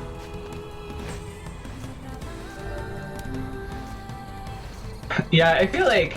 I mean, I think the actual issue is like. I mean, Unreal and Unity have a lot. Baru, what's It's like what's any this sort of- weird audio effect, by the way? What are you doing here? Thought you could use a hand. You came to help me? Imagine getting that mad at that. I love That's why we love Kaide so much. She's like, oh, you came to help me? Fuck you. The absolute rage in her Yeah, voice. that's not happening. So good. Just the mere idea of help is like infuriating to her. I know. I vibe with her so much. Where's that thing about absorbing magic I just got? Wait, Avi, what were you saying? Oh, I was saying that like the kind of like one of the differences between Unreal and Unity right now that's not an actual difference between Unreal and Unity is just that like there's so many more like every indie dev has like 8 years experience in Unity, and Unreal was not available to indies like as a real option until so recently that Yeah.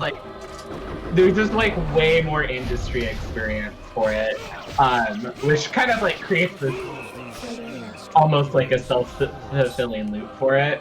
I don't know. Yeah. But I they're all think over the Unreal though place. feels like it's getting a lot more popular in the past couple of years though, just because Yeah. Unreal does have a lot. There are some things that Unity just straight up can't do that Unreal can. Like if you want to have a game with a lot of very accurate physics, Unreal is much better at doing that. And I guess if you want to also do, I mean, I've heard FPSs are better in Unreal for certain reasons, but I can't really say why. That's just anecdotal. I guess Yeah. I guess I've kind of definitely fallen into. Oh my god, the Naruto run. her fucking Naruto run. I forgot about that. Yeah, that's right. I was like, oh, I guess Kaine's gonna join us because she likes killing shades. And then I turned around and she was just fucking Naruto running at me at full force. It's so funny because you can't even see the cleavers that she's holding. I love her weapons. God, what a queen. Oh shoot! I forgot to make my icon the picture of my persona. Well, maybe whenever I get to a break, maybe I'll pull that up and I'll just show it on screen. Oh, for a nice. second. Kaine just Naruto running into Area 51. Oh, they She won't would let me have see done here. it. She would have gotten in there. She would Yeah. have found aliens. She heard there were shades in there, so she was on her way. She would have pulled the shades out and then like brought him to McDonald's after. Oh shit. Time for this guy. Canon has Oh my Bando. god. I don't know if you were here for the last stream. The Kaine discourse is going to be so good because on the current store for the new remake, they referred to her as a slur warning hermaphrodite. This is like, it has the... It's possible that Bridget might get confirmed for the next Guilty Gear game, and if that Oh, happens, that's going to be it's so gonna juicy. Yeah, it's going to... I like... Oh, Tony, you're right. Sorry. Technically it's her, it's she, they thermite. She, their thermite. Shut the fuck up. Rot in hell, asshole. But no, it's gonna be great because I think Kaine is some of the best representation ever. Yeah, she has great representation. Especially, I mean, hey, everyone should stay till the end of the game because the ending stuff with her is great. This is from the web. That's from the website, right? Like Yeah, it is from the specifically it's from the official. Oh God, I'm forgetting who's putting it out. It's like the official like page announcing it essentially. Oh yeah, who makes this game? Like who publishes? I'm forgetting who's publishing the remake. It's gotta be Square Enix, right? Oh, that's it. Yes, it's Square Enix's like their official page announcing and discussing the game. If you click on Kaine's bio, it just like mentions it and they use that word, like just like no drop, like full drop. They're just like Kaine. Kaine was bullied growing up for being and it just says it. Like, no attempt to be, like, intersex or something else. They just say that. What was I doing? Oh, yeah. Cheese. Which is not going to help the discourse at all, but I think it makes it... It's going to make the discourse a lot funnier. Also, the discourse is funny. I love people in the chat just immediately being like, yeah, but people the trans masks are definitely going to give... Nier top scars, and especially because it's Sun Nier. God damn it! God damn it! Anyway, Kaine is wife and is great. Okay, if they do that and they ship Kaine Nier, then I'll say that it's woke. Oh, we're also gonna. I just realized we're circumstance that would be woke. Absolutely also gonna get discourse about Emil Nier ships because what you guys haven't met Emil yet, but it is gonna be canon in the game that Emil has a crush on Nier. No, I didn't even think about there being just. I hate this so much. Especially because like since it's gonna be brother Nier, he's gonna be closer in age to Emil. Oh yeah, so at least it won't be like, I mean, I think that will soothe the discourse, won't it? That's why it's gonna make the discourse real bad. Yeah. True facts. When is the remake supposed to come out? I don't know. It's gonna be fairly soon, actually, right?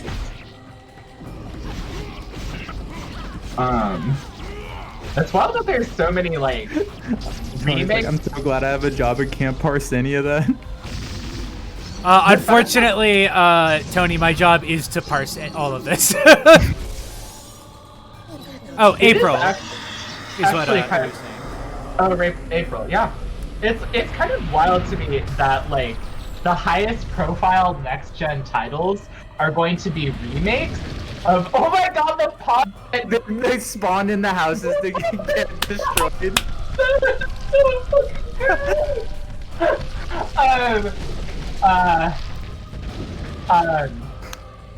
That both of the, like, that it's gonna be remakes of two, like,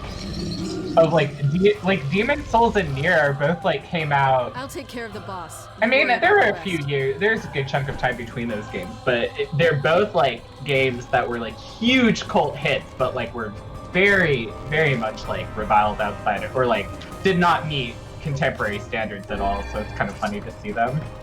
I can't believe she just jumped straight up in the air and landed over there. They're both games that were like popular with a small audience, but like only became well known because of their sequels. Yeah. Right, exactly. At least in like America. Yeah, definitely. It's just very interesting that that's the case. Skullcracker. All right, I'm gonna say I need to tell because people are still talking about Bridget and Strive. All right. Okay. Here's my theory. Game theory time, guys. It's a game theory. All right. Oh. So far, all of the characters announced for Strive, we've got we have the original 8 or so, no, the original 9. We have the original 9 characters that have been in every Guilty Gear game so far, right? And then we've got 2 original characters that are new to Strive, and we've got 2 characters from Xrd, but we didn't have any characters from X, from the whole X series until Anji got released, right? So I think there's going to be 2 characters from X, and if Anji is in, then the other character from X would have to be Bridget, 100%. So I think it's going to be, the next character I think is deadass going to be Bridget, and then it's going to be whatever, like, the boss of story mode is. This is my theory. I'm saying it right here, it's on stream. It's on stream, it's on record. Clip it, screenshot this. Clip it, screenshot this. If I'm right, then Bridget is in Strive. If not, I think Bridget might be like a DLC. Yeah, Bridget will be the final boss of Discord. For sure. Whoever the final boss, like, I feel like there's gonna be another, like, some story mode character, whatever, but, because, like, almost always, like, they've got, like, a starting roster, and then there's, like, a day 1 DLC that's the final boss of story mode. Like, they've done that for, like almost all, like for Blaze, for their Blaze Blues. They've done it for Gears in the past. They've done it for Grand Blue. So Not the friendliest town in the world, is it? Yeah, they're real freaking rude. Just you disgust us. like, don't you dare call yourself human. As if there isn't some. Don't defend me. Are you here to defend me and help me? This is why I love this game so much. Like, Nier is like, I'm going to defend her honor, and she's like, defending my honor, I'm going to fucking kill you. Yeah. How dare you? How dare you? Our new friend is a dangerous friend. That is so funny. Take out the tank first.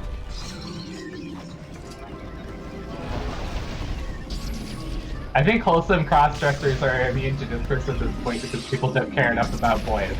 You know, that possible that might follow suit. I'm not totally optimistic though. Guy really sent a fake ally. Really sending me. Oh.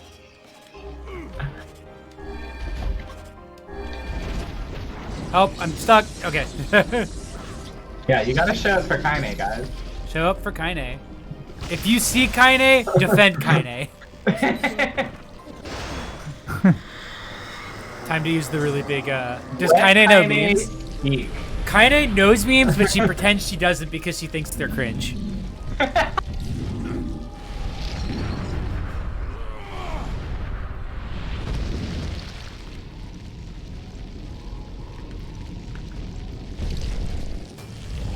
Damn it. Yeah, it is like, Kaine will just say the most outrageous shit to Nier at every opportunity. Okay, watch yourself. Kaine is absolutely the type of girl who, like, gets offended by you, like, defending her in, like, a social conversation, but also, like, really wants you to. Like when you do is, like, oh my God. Like, that's, like, the dynamic, is the, like, oh. Rude. God, I love her. What did they want me to do? Oh, I guess follow suit.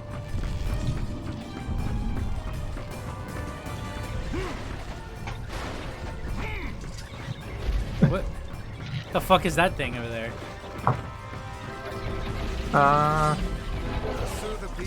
A weak point.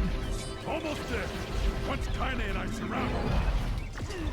Do you have to kill? Do you have to kill that thing or no? I assume because it's got the egg on it, or it's got the clock on it. Yeah, I don't know why it seems so weird. What if it's our boss? Oh yeah, I see. I needed it to blow up so I could go this way. Oh my god, it dropped so many eggs. Holy shit.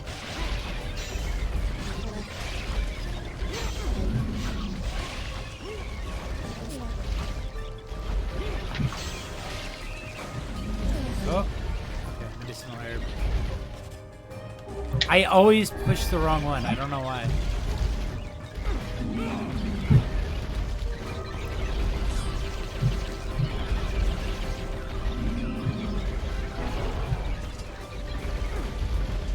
It's just like watching me do this.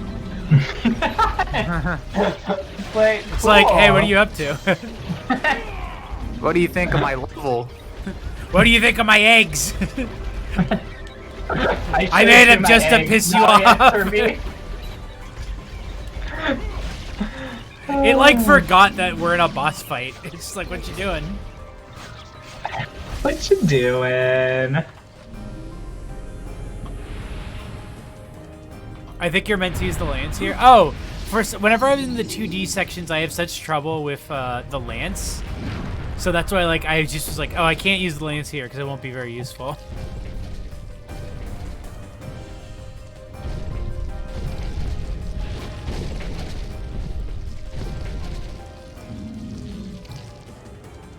This ends now, asshole. The complexity of like the titty part of like that of like the lacy night strap is There's- so funny. So much happening in it. Oh, okay, I can just throw them forward in these sections. Good to know.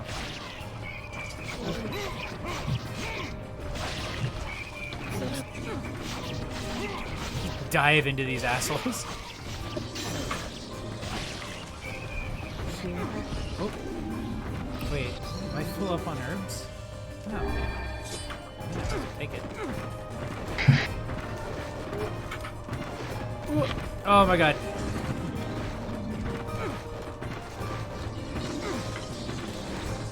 Yeah, No! absolutely a video game fashion icon. Tell us about video game fashion icons. I would also say Buddy from Lisa the Painful. I like her little like trauma core. I'm gonna wear a giant poncho and an eye patch look. Damn, I really want to play Lisa one of these days. Oh, also Yeah. Drakengard 3. Zero has a fucking great outfit. Yeah, all of the character designs in Drakengard 3, I think, are all really beautiful. Heather It's, like, Mason, of perfect. course, also has like her iconic, Oh, like her yeah. iconic outfit. Like what? The first time I met Avi, I was wearing like a thrift store created version of the Heather Mason outfit. So it wasn't like the exact outfit, but it like hit kind of the same like notes as it. And Avi like came up to me and was like, "Hey, I hope this doesn't make me sound like a nerd, but your outfit reminds me a lot of Heather Mason." And I was like, from Silent Hill 3, and I just go like, "Yeah, that's who I'm going as." I was so Hell happy. yeah.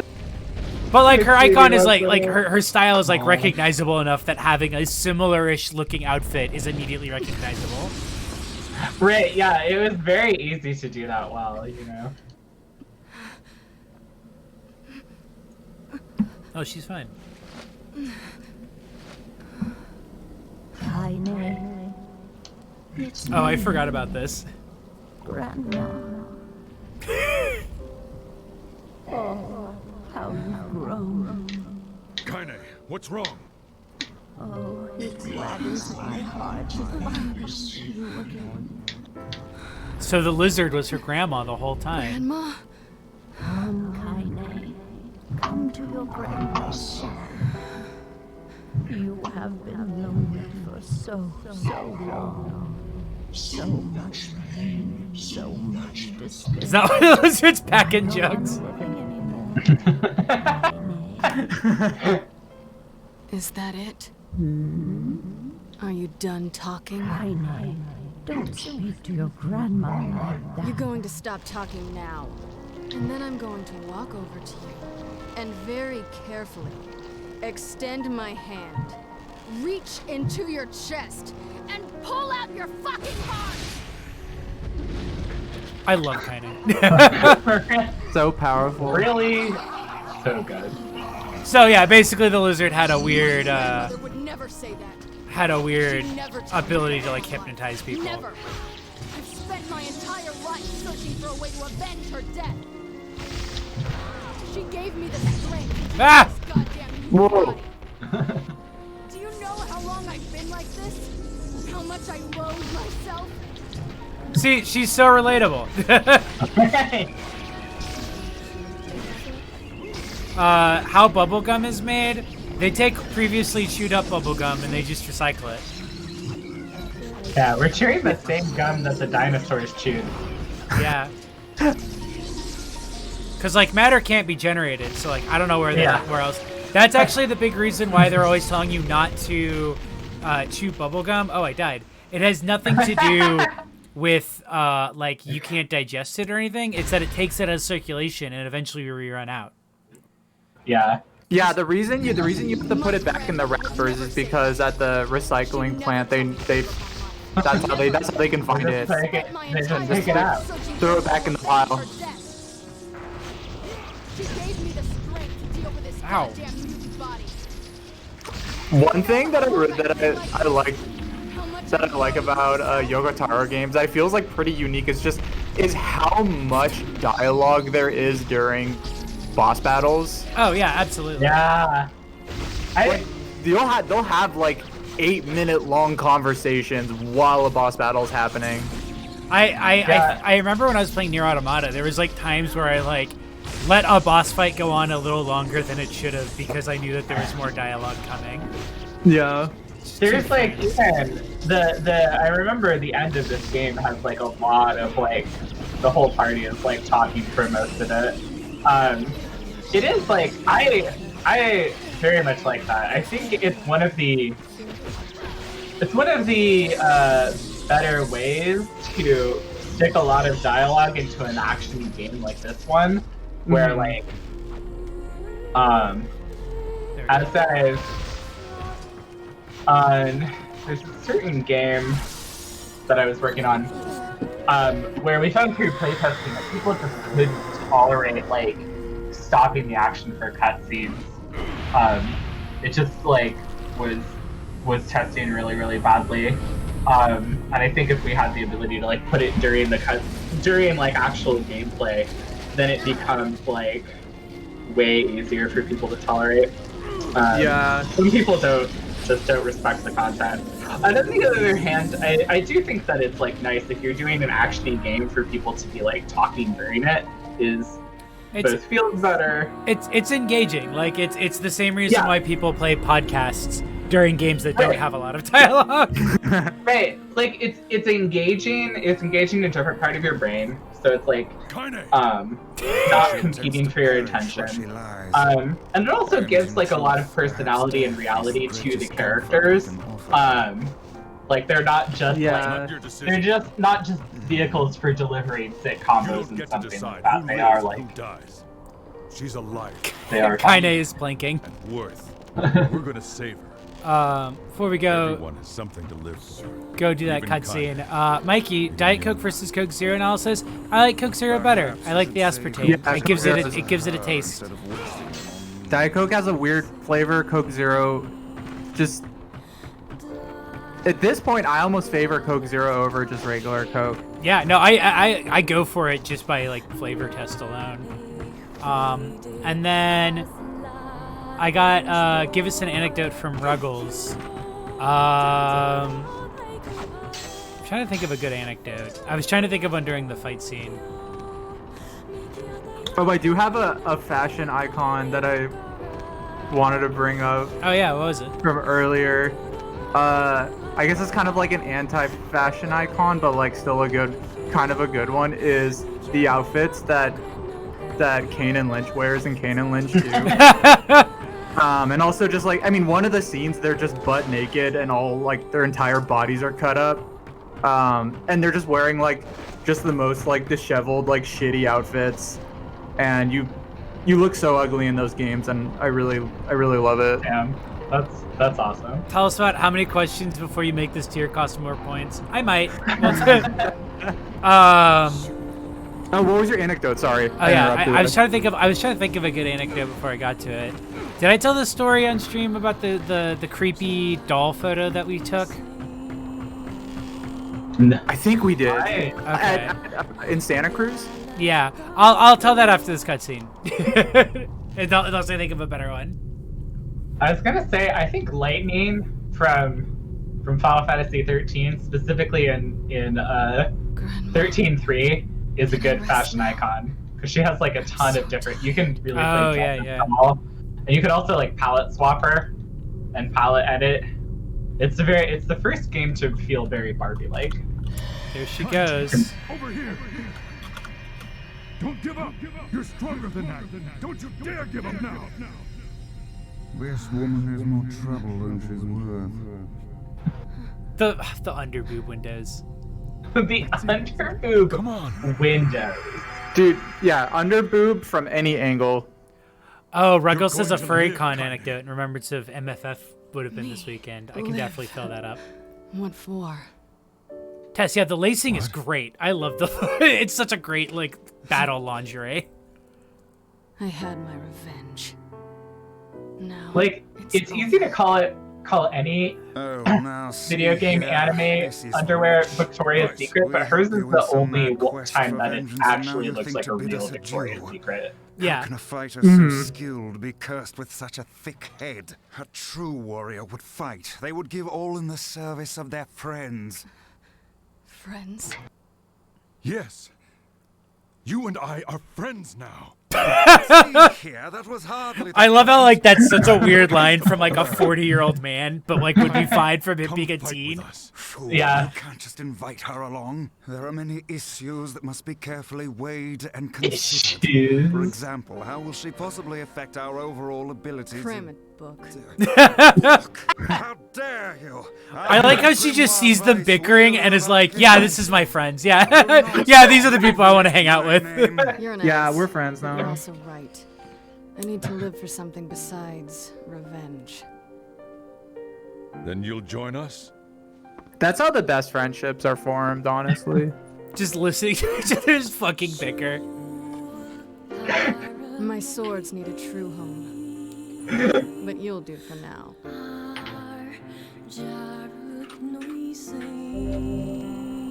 Obtained a sealed verse and dark phantasm magic. Which is that we can make a doppelganger now. Oh man, this one is wild. It's not it like sends out a whole bunch of clones to attack people all over. Guys, like, oh, you need a sealed verses to kill your kid. All right, that tracks. He's an old man. He's a book, and they're roommates. This fall on ABC, near and far. Oh my god. I haven't played Genish Impact, but I've had a few people recommend it to me. He's an old man, and he is a book. Can I make it any more obvious? Sorry. All right. Oh, you're fine. So we might have to go meet. We're gonna go meet up with somebody. Oh my god. They're roommates. Also, Mikey, I actually was thinking about it, and I think that the problem is that Taco Bell like reduced their menus. So like I don't know what's on it anymore. But I feel like everybody would get Crunch Wraps. They took off all my favorite items. Yeah. I don't. God, they messed it up. There's literally like no reason for me to like go there anymore. I guess there's like the weird cheese like burned burrito where they like just burn cheese onto your burrito. But other than that, like most of them just aren't good. That low key like kind of sounds good, but yeah, they got rid of the potato taco. That was my favorite one. Potato taco, the 7-layer burrito. The potato It used to be- grillers. Can I push her They off the got rid of cliff? the Fritos burrito too. Yeah, the Fritos burrito. Like literally everything I get, they got rid of. They're like Taco Bell is like one of the only good vegetarian fast food options that exists. Yeah. So like, and I'm not vegetarian except when it comes to fast food, and also my best friend is vegetarian, so we often eat there. So like they took off the best things, and I was like, fuck you. Dev Miko has the correct take on Genshin Impact though, which is that it's Breath of the Wild, but worse. Yeah, it's like Breath of the Wild, but it's really bad at the use. That's like, I see that from people who like play that game. They'll be like, yeah, no, it's really great. It's a lot like Breath of the Wild, but like way worse. Yeah, it's like you could just play Breath of the Wild. Like, I mean, Oh, go ahead. So like I have it's Breath of the Wild without any systems. Well, it has. Okay, my actual salty take about this is that like I am like one of the only people who played MiHoYo's previous game, which was Honkai Third Impact, which is a gacha Devil May Cry clone. And it didn't have a console release, which I think was really bad because playing that on your phone is like a recipe of like absolutely destroying your wrists. But I really liked it. And it's Genshin Impact is like both worse than it's in terms of like if you compare it to Breath of the Wild, is way worse than Breath of the Wild. And if you compare it to Honkai Third Impact, it's way worse than Honkai Third Impact. So I was like, oh shit, those are the tiers. So on the two things that it could be, I was like, oh, I guess I would play a worse Breath of the Wild if it like felt as good as like the Devil May Cry combat in Honkai Third does, but it feels like this weird hybrid mix of Breath of the Wild and Devil May Cry ripoff that just doesn't work for me. So I got like double disappointed on it, and I was like, I inherently don't need a gacha in my life. So I think it's under one of these bridges is a sword, but I don't remember what you have to do to find it. All my friends who play Genshin Impact either describe it as, oh, I like Breath of the Wild and this is like more Breath of the Wild shit but kind of in a different way, or they're like, oh, this is way worse than Breath of the Wild, but all of them are playing it non-stop. Hold on. Automod really caught the term waifus. Oh, wow. Got us. They got you, Jay. Incredible. Like, some of these ones, it's like, alright, I guess I could see how, like, if the people in the chat are calling, like, the streamer that, maybe that's a problem, but, like, waifus? Like, what? Actually, yeah, as something. You can still say fuck Italians, though. Yeah. And anti-Irish sentiment was never censored. Look at this, like, oh, her blood splatter's gone already. You can't say fuck waifus. One thing is that, like, so I think it would be, for our crowd to say waifus would be fine, but any, like, random chat of gamers, the way that they would say waifus would make my skin crawl off my muscles. Like, you know what I mean? I love seeing the little Automod messages where it's like, permit bimbo waifu, permit waifu shit.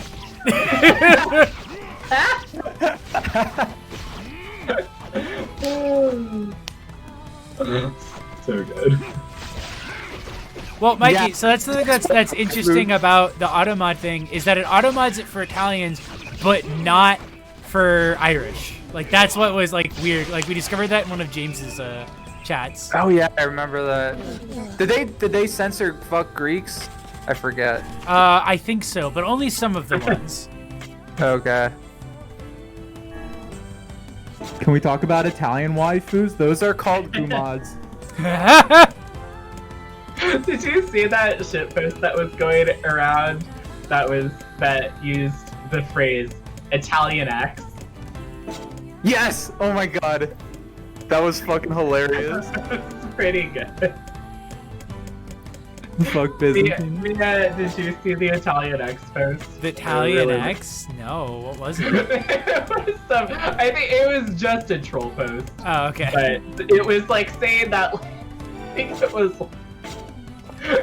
we can feel the queer phobia from the left against the Biden administration because of the Italian ex-Sophia or something. Oh, okay. I'll find this and send this to you after the chat. And I was going to do a terrible job of reciting really horrific shitposts. But that's the sort of quality. I remember somebody sent me something similar to that. Because that's what led me to do the bit I posted. That was like, Irish-born Irish, but I replaced the second I in both with Y. That was so good. Me waiting to tell my mom I threw up. Mia, that thing I just said, it's in, I think it's in the one of the group chats. You should check it out.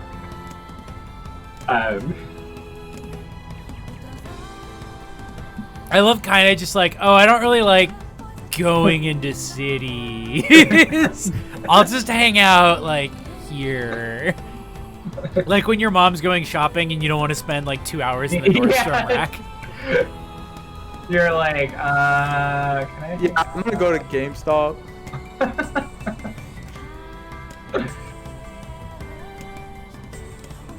Kind of has like extreme agoraphobia. So if a wall has 4 walls, nope, not about it. I'm not about. I can go up to 3 on one of those things. It is a great excuse for her to not show up in towns, but it's also very canon. Oh yeah, we should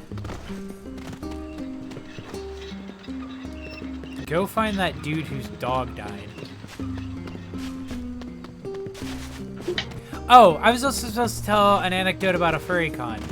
So the first furry con I ever went to was Rain 1st 2015, which if people know anything about furry con stuff, is an infamously disastrous furry con. Push the fucking hound. Okay, I'm on it. Is an infamously disastrous furry con that like literally got the con like permanently shut down. So that was my first one I went to. Pushing the dog. And an example of this is like on the first day, we were hanging out with a bunch of people and security comes up and they like point to like one of the people like we're hanging out with, kind of talk to themselves. They go over, they're like, hey, can we speak to you? Pull them aside. I had like attended air quotes cons before that, but like I hadn't like gone to a con. It was like I did like a day trip to like cover it for a newspaper. But yeah, so they come up and they're like, they pull them to the side. Wait, what? When did I find an egg? Well, you just completed a quest.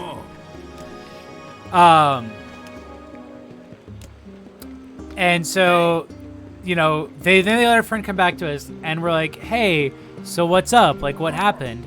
And he's like, oh, no. He's like, I'm going to put my controller down because I got to do the hand motions to keep myself in the mindset. I'm at the edge of my seat, Jay. He's like, oh, no, it's totally fine. It's like, so they came up to me because, like, there's, like, camera on the security tapes. And, like, I was putting it on them.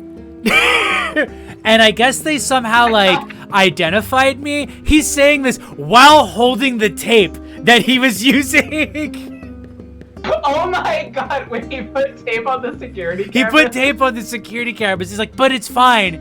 Because, like, they just asked me to, like, you know, like, don't do that again. And then he, like, pauses for a second. And then he, like, thinks about it. And he's like, and I'm not going to do it again. And this was like day 1 of me attending a furry con for a full weekend. Oh my god, I like it when you meet somebody at a furry con and they are like a real life animaniac. Sorry, I got blindsided by going up to her and being like, here's those tulip bulbs, are you gonna plant them? And her just immediately responding, no, I'm eating them. And then 500 gold.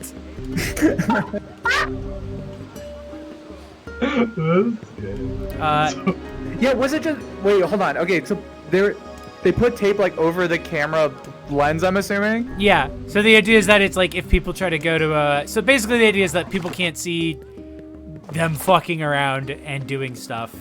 Rainforest was like a con that was like infamous because they wouldn't ban you for doing literally anything. So people would just go out of their way to go like as out of fucking whack as possible. Listen here. That's so tight. I mean, that's a good strat. And that's why I ended up getting banned, because the year they finally were like, we gotta clamp down on this, they didn't. Also, Tess, fun fact about Diaper Pup, that guy actually wasn't part of the reason why they got shut down. That guy was only in the lobby for 5 minutes because he was rolling on Molly, and somebody told him that it was chill to wear diapers in the lobby as a joke, and because he was rolling on Molly, he was like, oh, really? So, like, the second he went out there, like, after that photo was taken, someone went up to him, apparently, and was like, dude, you can't do this. Oh my god. Dudes do rock.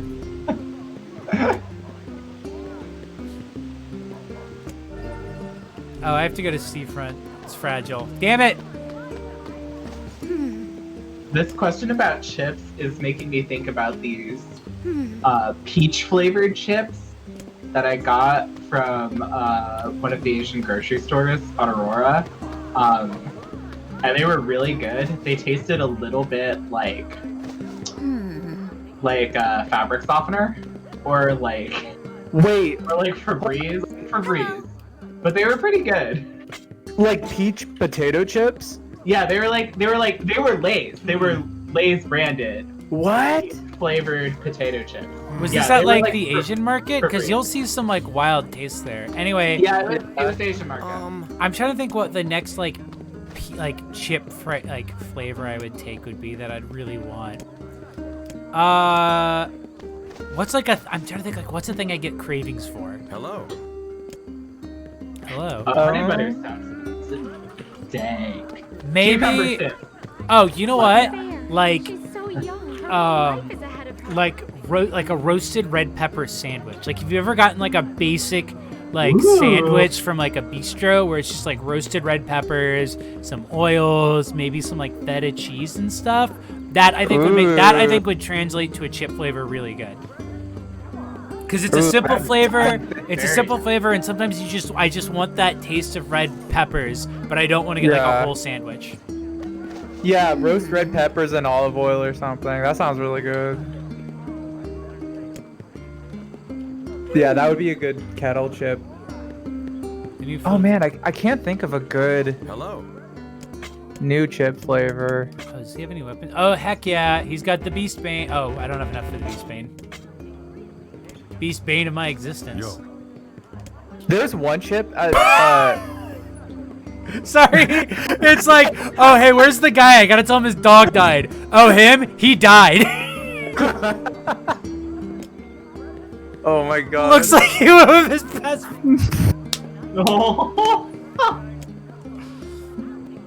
Newport flavored Lay's.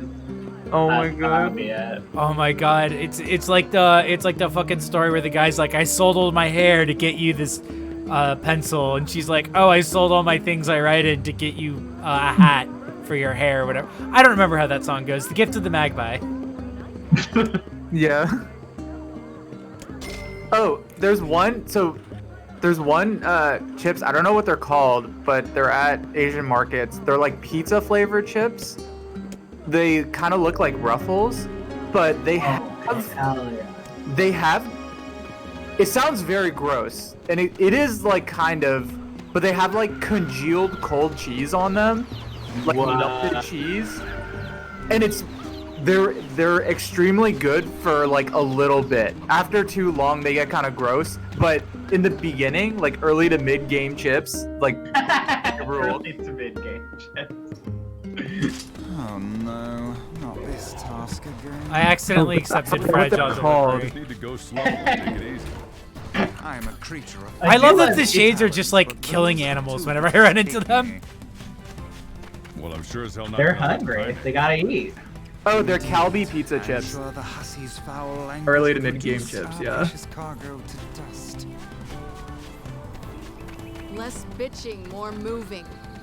This works because I also have to go to the tavern to get the drink for what's her name, Devila or Popola.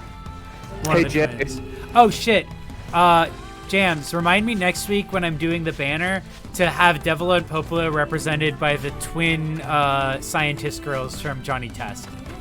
Oh, hell yeah. My God! That was like a bit I was going to do for this week, but I completely forgot. I really hate it. It's a great bit, though. I'm starving. A city of this size must have some manner of eatery nearby. But don't you have enough tasks to do?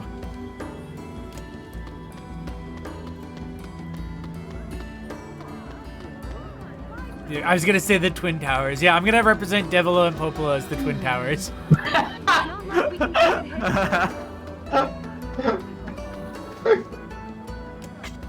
don't want fish. I don't want fish. I want bounty fertilizer, apparently, and a bar.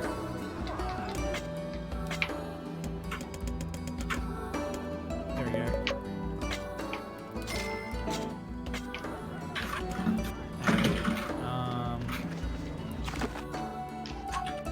Is the tavern, like, on the map at all?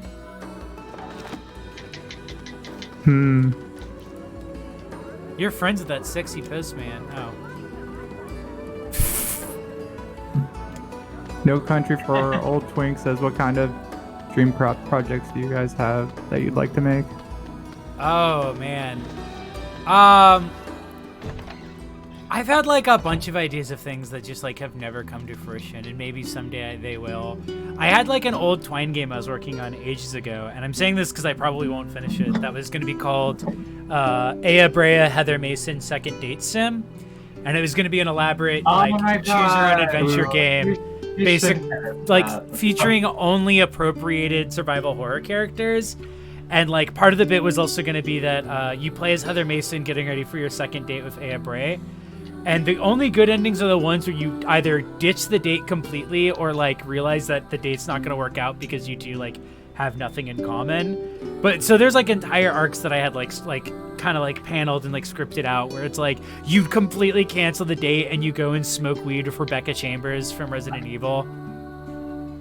God, I remember seeing some early stuff on that. I really liked it. Yeah, maybe I'll pick it up again someday. It'll be an easy writing project for me because it's not a thing I have to. It's not a thing where it's like, well, I can't exactly make too much money off of it because it's hella copyright infringement. Yeah. Yeah, it's just for fun though. I've never used Twine before.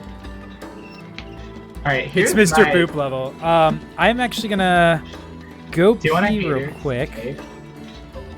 So I'm gonna do a 30-second break, but then after that, you guys can talk about your projects.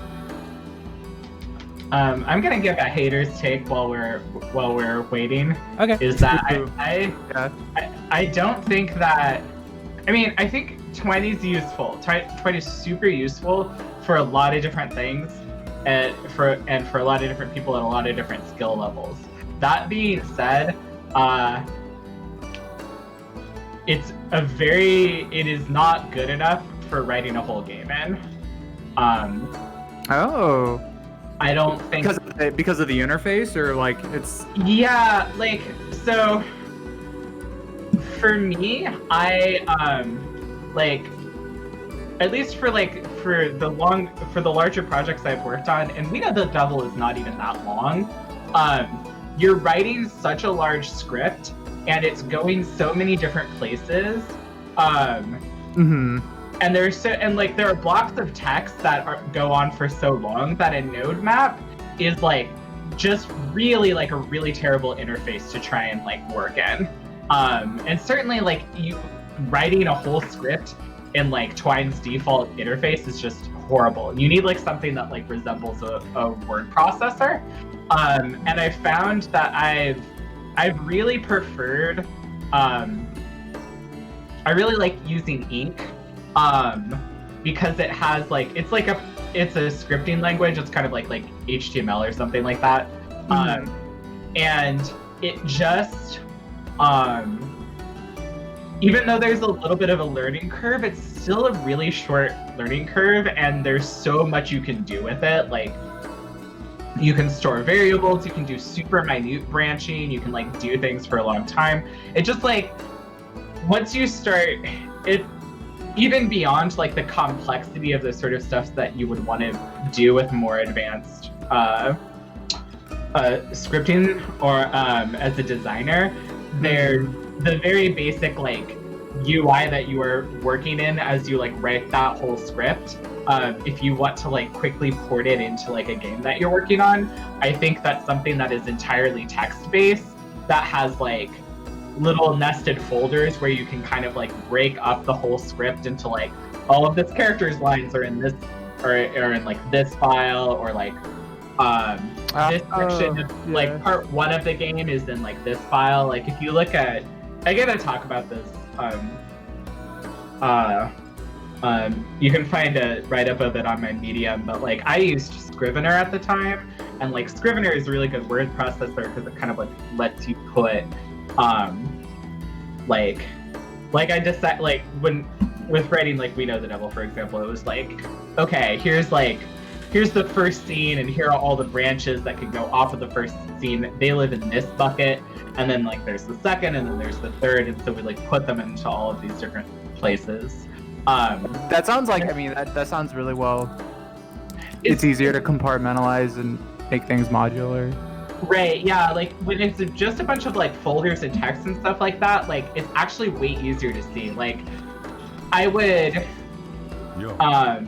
having like a visual node map view that I could switch to would be like a really cool like dream like dev tool idea. But I would take, I have to take like the actual like nested folders way over like the visual map, because the node map looks really cool for like short prototyping games, which is kind of like what Twine is often used for, and it's fantastic for that. But when you're like writing something that's like anything longer than that, it starts getting unwieldy really fast. Yeah, I literally just Googled Twine because I used to see Twine stuff all the time, and I just forgot what it looked like, and I remembered these fucking hell maps of just all of these branching dialogues in this like very, they would just look like insane spider webs, and it just, right, a large game, it looks, yeah, like extremely hard to organize. It's really tough, and doing like very micro branching is very hard. Scrivener is paid. I don't think it cost like, I mean, it costs like $45 or something like that. Like I would actually say though to use Ink, which is like Inkle Studios is the company. They made that game 80 Days, and Heaven's Vault was their most recent one. But that is free, and it has built-in Unity integration. And they even, oh, that's cool. Yeah, they even built a little and there's a plugin for Unreal that somebody made that also puts it in there.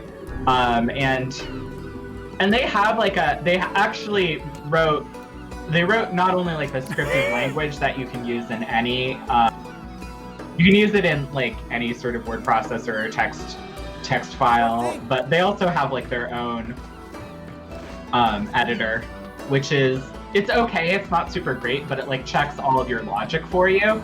So like if you're like scripting, if you have messed up the scripting, it'll like tell you. Oh, that's cool. So it's like that's like unit testing and stuff. That's pretty sick.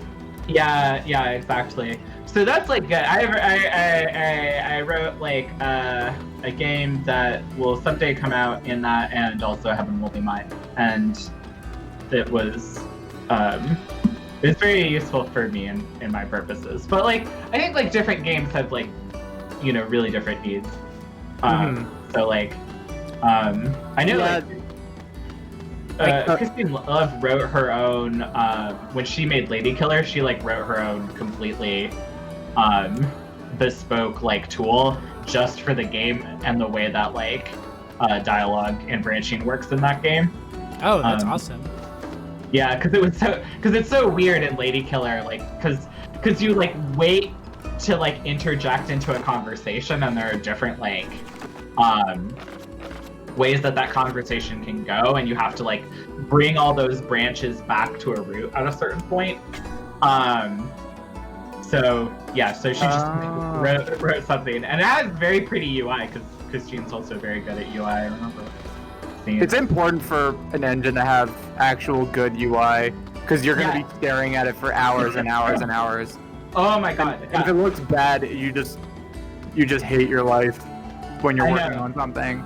Like that's another thing that's huge for me, and like it's not a thing that recommends Twine to it. Like if I'm gonna sit there and like do like my whole job, which is like write like a really large amount of words, it's got to be in something that like looks nice, it's easy on the eyes, and it's very easy to find things.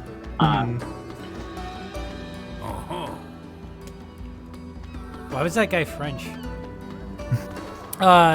Mikey was also recommending Unfolding Engine in the chat. Yeah, I've never heard of. Oh, I'm not familiar with Unfolding Engine. What's that? I don't know. It was something that I recommended in there. Huh. There are so many game engines out there. It only seems like there's two. But there's an insane amount. Where is the fucking tavern in this town? Good question. Where is the tavern? Oh wait, didn't you go in it? Or there's the tavern. There's the tavern in the main town, but this is like he wants me to deliver it to Seafront, which is here. Huh. I think you did go into a town here too, though. Hey.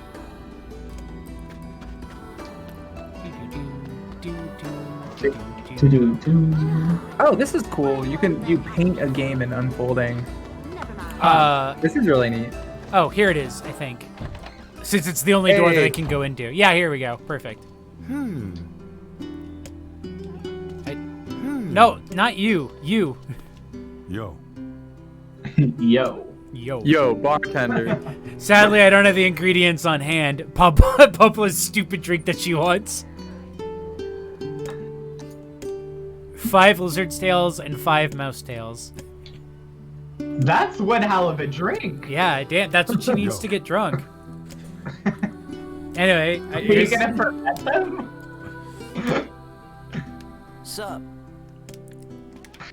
Some of these little ingredients like yo and sup are very funny to me. Scratch making your games? What's that? Oh, Scratch is a... That's a game engine, I think. Oh, okay. There's so many games. Or it's like it's a programming language. It's honestly, I heard Scratch like making my games, and my immediate thought was that it's like some sort of like. Oh, okay. If you don't know what Scratch is, it isn't funny. I'm sorry. I read it as Scratch making. I know what Scratch is. I read it as Scratch making, and because I like I've met so many crust punks, my immediate thought was that like, oh, it must be some sort of like punky way of making games.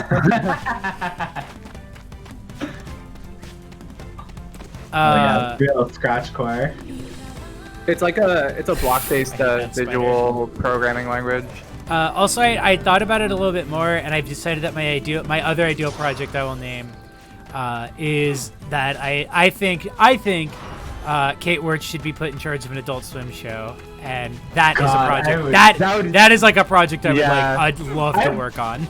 I have low-key thought for like a while that I was like, how can I use like my connections to make Kate Wirtz be able to do that? Because I would really like to see that happen. Because it's like, and it's like it's literally like the perfect platform for like her work. Yeah, like I know it's like the vibe and like kind of the whole thing that she's been working for. I just want to see it happen. I like the boss music coming in way too late. Like I'm already leaving the area.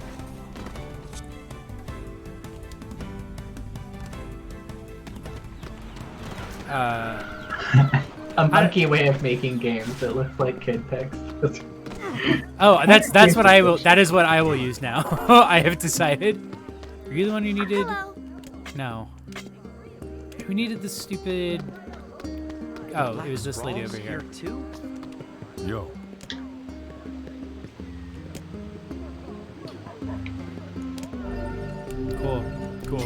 Cool. Cool. Cool. I love walking in a town and somebody being like, "Hey, I got your fertilizer."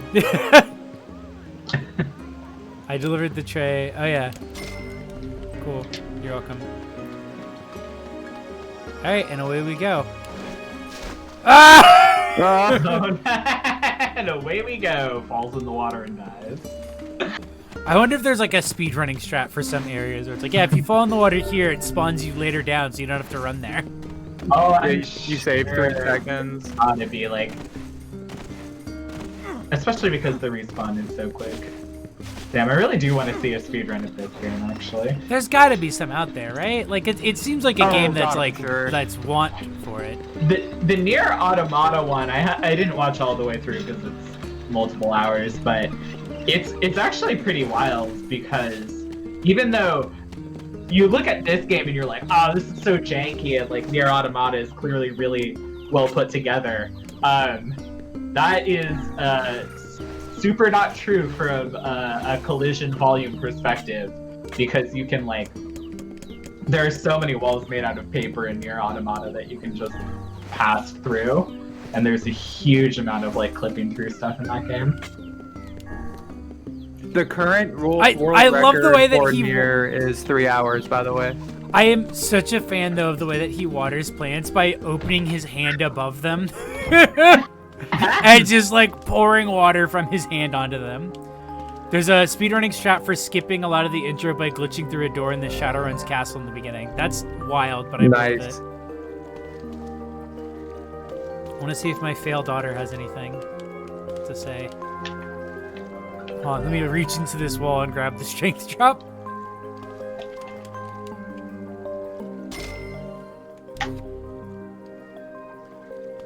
What's up? How'd it go today? Oh yeah, she wants. God, what was it she wanted?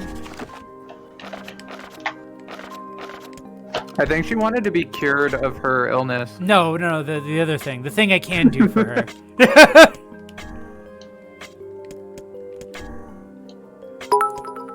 Oh shit, Dunkin' Donuts, thank you. Oh, little tiger. Or no, it's a dog.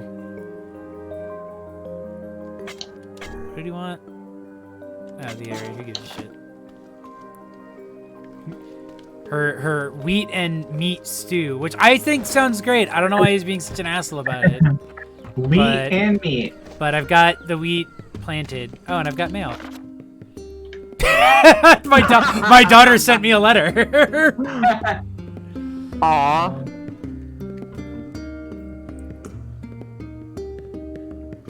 That is like one of those like real life kid things where like a kid sends a letter to their own house. They just put it in the mailbox. Being a parent and getting a letter that's just like your kid being like, "I'm worried about you."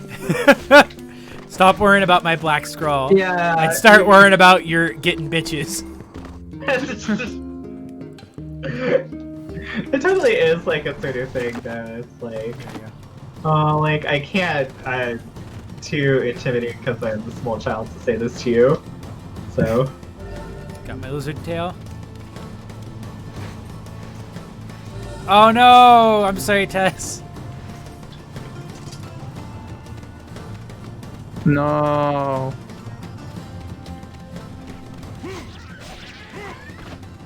I need meat for my daughter. Sorry. Oh wait, I don't think the goats. I don't think the goats. Sounds like savory oatmeal. Oh yeah, that's probably not beef, is it? Yeah, I don't think it'll give me venison. Oh wait, lizard. oh, you just baked him up. Yeah, and that's how you get his tail.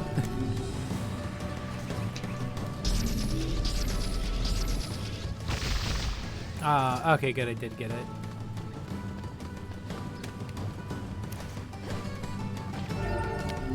Listen, my daughter can't know what the difference between meats are. She's like 5.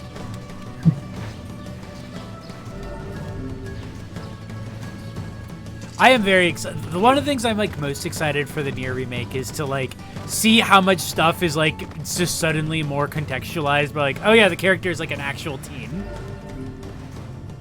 Yeah, for real. And not like a 40-year-old man who has like teen brain.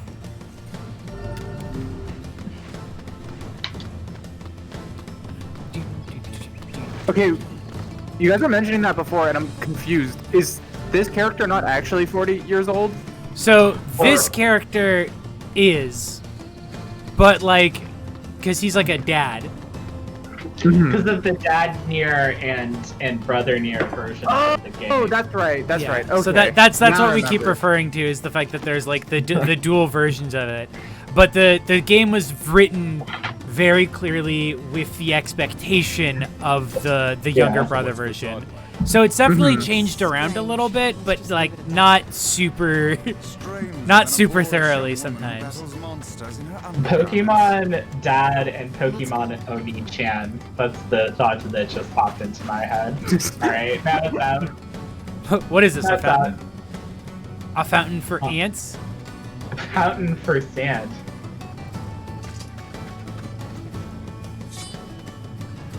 Crispy. I don't know why the chat is talking about crispy duck meat. I can't keep up with it, but crispy duck meat is the best thing in the world. The wolves are back. Oh no, and there's scorpions too. Yeah, the scorpion. Oh. I'm surprised there hasn't been a Pokemon mom and Pokemon dad. Well, that clears everything up. I guess they're probably not going to run out of dualities. That I Whoa. Oh yeah, it's this. I remember this magic spell being really good. Yeah, where no, you it's just really like, fun. I was like, oh wow, I wonder if you're gonna have iframes. Nope, not during when you're this. getting And- items. And Kamiya is like, absolutely not. Kaine is meanwhile like poisoned, apparently. I really like Pokemon She's ones just and Pokemon casually dinners. poisoned. Hey. If I was poisoned, I would simply stand around and wait for it to wear off. I don't know what you're making a big deal about. It's just a little bit of poison. What, you've never been poisoned before? It's fine. It would be cool if you actually got poisoned in real life and just blue clouds came out of you to alert your friends. Looks like a graveyard. So the area we're about to get is the area, like this whole area is kinda, you okay over there? Oh.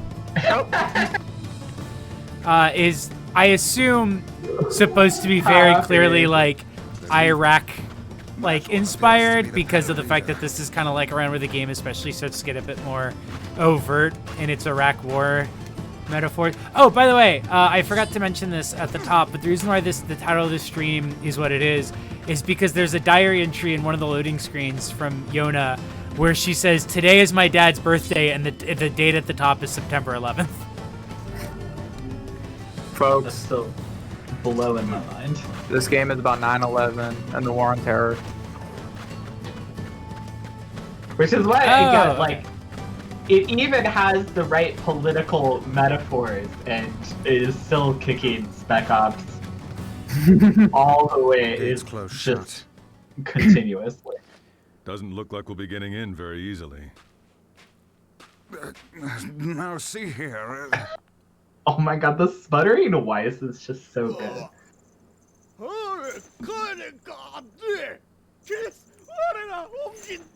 Oh, I forgot that you like can't understand them initially. You know these guys, Kaine? No, it's not that. Lake Scum, we named the character Yoko Taro. You can name the character whatever you want. The character is actually canonically named Nier. Also, Canon Husbando is saying that technically, I guess this is sort of like where Drakengard 2 is an offshoot timeline to explain why it's not in the main Yoko Taro verse. This is technically also an offshoot timeline where you're the dad instead of the brother. But yeah, we named him Yoko Taro. The character is officially named Nier. From a pack of wolves. Ever since, this town's welcomed me with open arms. It's gotta be a pretty screwed up place to Also, be. Elvin, that's really cool. I would want that too. Anyway, This town looks sick. I really like this. So don't Yeah. get too excited. They also have like this weird transportation system that I love. About town as an order. The language they use. Oh yeah, I remember loving So this good luck. this town. It's so beautiful. It's one of my favorite King like lives in the big towns to visit in this I'll game. stay here. And I think actually we've now met basically all of the towns that we will visit in this game. Yeah, I think it's Fish Town, I can't Robot understand a thing Town. these people are saying. Oh, their outfits are so cool too. These guys are like if Michelage was in Ico. Damn. I'm a gamer. I got that reference. I got those Like, references. Speak It's 1,000 actually pretty times and funny. still fail if you lack knowledge of another's culture. Cool kid. I love using wingdings for talking. Who wins in a fight, Kaine or Zero? Fuck, they both have the ability to like regenerate too. Yeah. That would be a dope fight. Yeah, because they're both pretty OP. This is why I really want to cry every time I remember that Monty Ohm was taken from us. Because he would have done the sickest Kaine versus Zero Dead Fantasy AMV. It would have been so cool. Kaine versus Zero versus A2. I kind of want to say Zero, just because Zero like definitely fights like more insane bosses than Kaine does. Right. How did we even get there? With willpower and I mean, like- smarts, my good man. I also feel like her regeneration power is a lot stronger than Kaine's, as it were. Right. If we're talking about like she's accessing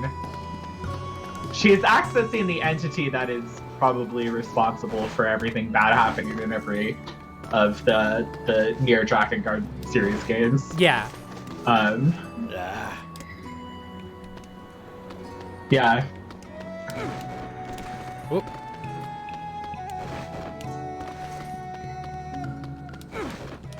Oh wait, is that where the transit is in those sand rivers? Yeah, there's little boats that go around. It's like fairly implied that the pods in Automata are like using magic, right? Like it's just some sort of like standardized magic that is I'm relative pretty to the sure. grimoires. Yeah, no, I'm pretty sure that it's like it's the main bad whatever in all of the Taro games are connected and kind of all stem from the same source. They just have like different meanings and are harvested differently because of time and culture. That's definitely true, because like the oh my god, I forget about what the Yaoi brothers' names are. The Yaoi brothers. I know who you're talking about. It's Adam and Eve. Adam and Steve. Or Adam and Steve, yeah. Oh, Shindigs, thank you for the raid. Oh, thank you. Welcome, everyone. I don't know why it's not showing my raid I am a notification. brilliant book of unspeakable value. Not some dog. But anyways, when one of the brothers dies and the other goes berserk, he like has like he gets a tattoo forms on his body that's like the mark of This more needlessly complicated if they tried. the Watchers or whatever, I think from Drakengard. We'd best figure out a way to the king. Which is also, I think, the Otherwise, same we'll be thing. I think that's also the ascending flower. stairs until doomsday.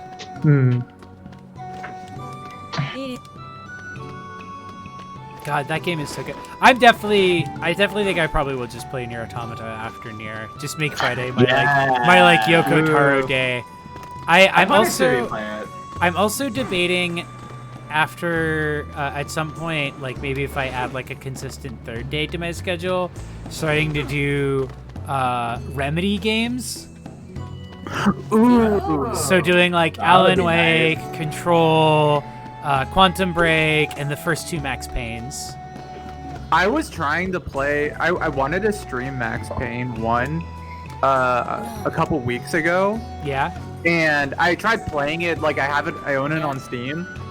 And there was something in the game where every time it pulls up one of the comic scenes, like when it's just showing the like art panels, yeah, my graphics card would just go to 99% and would just start like Like, I would just start no. lagging to shit, and I have no idea why. Whoa, weird. And- This is old. All right, well now I know to experiment more with it. Wow, that sand fucked me up and put me all the way back here. Maybe it was just like every time one of those comics was up, it was just mining bitcoins or something on my graphics card. But like, yeah, it was. It was sometimes, printing like, the with comic old out. games, It you- turned your computer into a Gutenberg press. But yeah, the Max Payne and all the Max Paynes rule. Have you played Max Payne 3, Jay? No, that's actually the only one I haven't played. That one's also really good. Someone else. Alan Wake seems like it'd be a good fit for the streams. Yeah, I'd probably start the Alan Wake games because I've talked about them multiple times on stream as being like one of my favorite 7 out of 10 games. I would Sure wish I definitely understood like. this language of theirs. This is pointless. I would love to sit on those streams. Yeah. Because I wanted to. Well, I got them in the Steam sale, actually. Oh But, yeah, I remember talking about that. I would be just as happy watching them. I think. Yeah, no, I'll consider it. I really just need to find like a. Oh no, this child dropped all their shit. All right.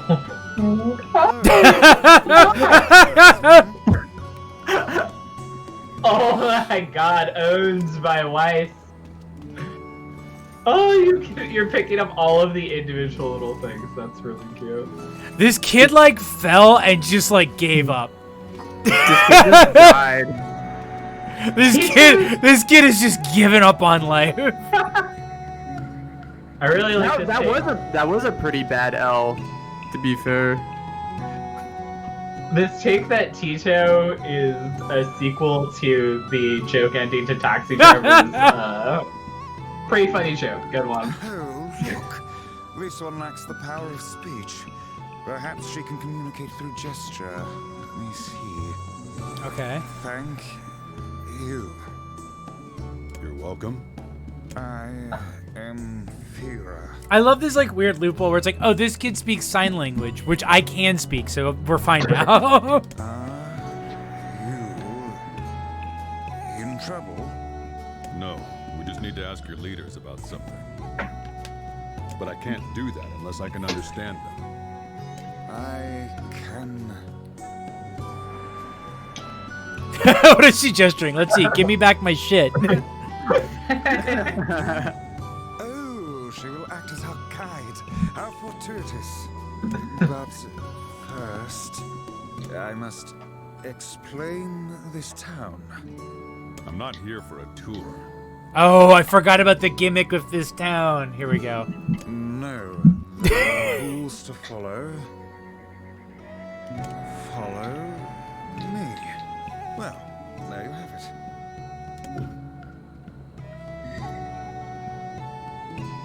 All right, let's follow her. She's gonna leave you in an alleyway and just rob you. Little child. God, I'm never gonna get over how belly first the double jump is. It's so good.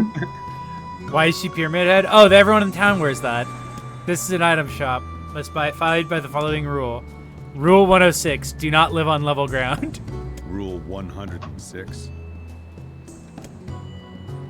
We have many Is rules. Rule 106 the reason for your labyrinthine system of staircases? By the way, people, by the way, if anyone has played Nier Automata, if you remember in the desert level of that game, you can find some random scraps of paper that have weird random rules on them.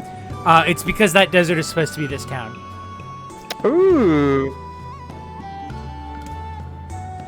Well, I suppose eccentric people deserve an eccentric town. Oh yeah, and the robots are just wearing the masks of the people from this town. Oh yeah, that's right. They are. I remember they're wearing the masks. God. So it's not only just like, oh, it's in the future and like the same timeline. It's like takes place like in the same place. Like it's like roughly the same area. Hey. Oh well, I still can't understand you. So. Wow, this kid is so nice. Oh. The kid just. Ruggles, yeah, no, it's because I played these games like basically in backwards order, and I played this right after Automata. The second I got to this town, I was like, oh shit, all those weird scraps of paper with the rules on them, they're from this town.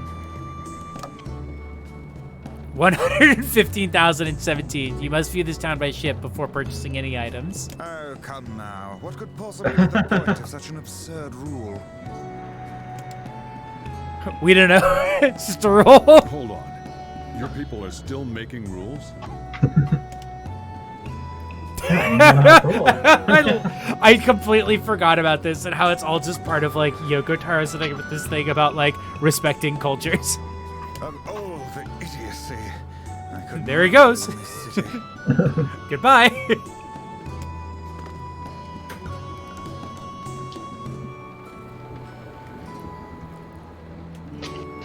Tony, the paper's treated.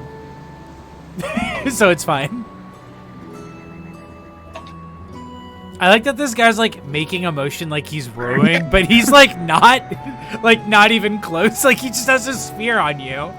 That's like what the guys do in Las Vegas in that fake Venetian hotel when you're on like a fake river and they're like pretending to row. Oh god.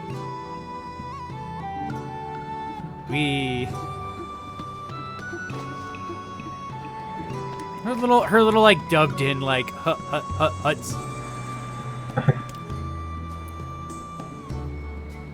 So alright, people gotta live at the level of aristocrats. Top levels, while the commoners subsist below.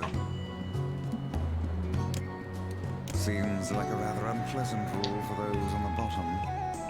Does this girl plan to drag us about the entire town in this fashion? The kid sure does love her rules, doesn't she? No. Absolutely not. We will respect Fire and her many rules and tours. We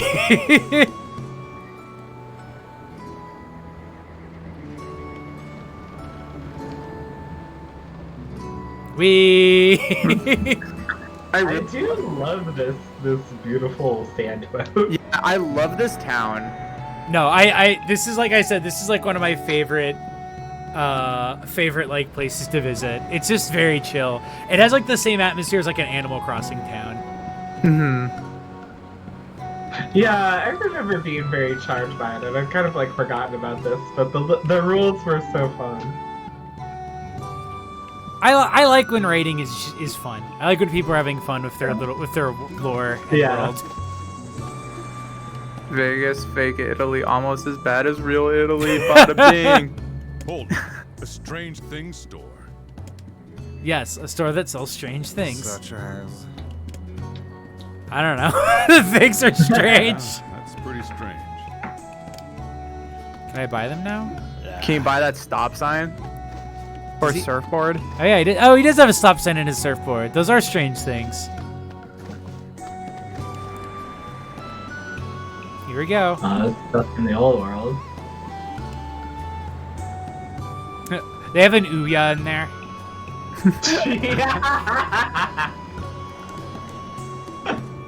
Dude, rip. Did I ever tell the story about going to the last Ouya party? The last Ouya party. It was legit my favorite GDC party I ever went to. It was, there was about like 12 or 15 of us, basically. Like I was with, I'm trying to remember who was there. I remember the guy who made Duck Game was there, and the Burrito Galaxy guys were there. It was just a very small handful of like indie devs, and it was at a California pizza kitchen, and there was just one very enthusiastic like Ouya dad who was like, "Hey, thank you so much for coming. You can order anything you want, and we'll pay for it." just sat got there and just it was just 15 of us, and we just ate as much pizza as we want. And the Ouya dad was just very excited and was like, "What games are you guys working on? Do you guys want? You guys should have it on the Ouya. You know we're having this and we just." Of course. It was legitimately really fun, and the most memorable party at all the parties I went to in GDC. Oh, that's so good. And a couple weeks later, or like sometime later, they were no more. JJ, we're talking about the Ouya last party. We have an Ouya in our house, like still in box. We found 2 of them at a Goodwill. Only met one Ouya person, which was the Ouya dad, and he was the nicest person. Okay. Finding an Ouya at a Goodwill is wild. I guess that's a thing that would happen in Seattle. Never mind, but still. I mean, we have. I also found at a thrift the Oscar screener copy of Shrek. Oh my god. Whoa. That's a good find. That's a really good find. I cannot wait to go back to thrifts in Seattle again. There's such like weird. Seattle like has the weirdest RNG for drops. What was the book that like the unread review copy? Yes, I know exactly. A friend of ours found a copy when we were hanging out at the gay thrift once. That was it's called like My Husband Betty.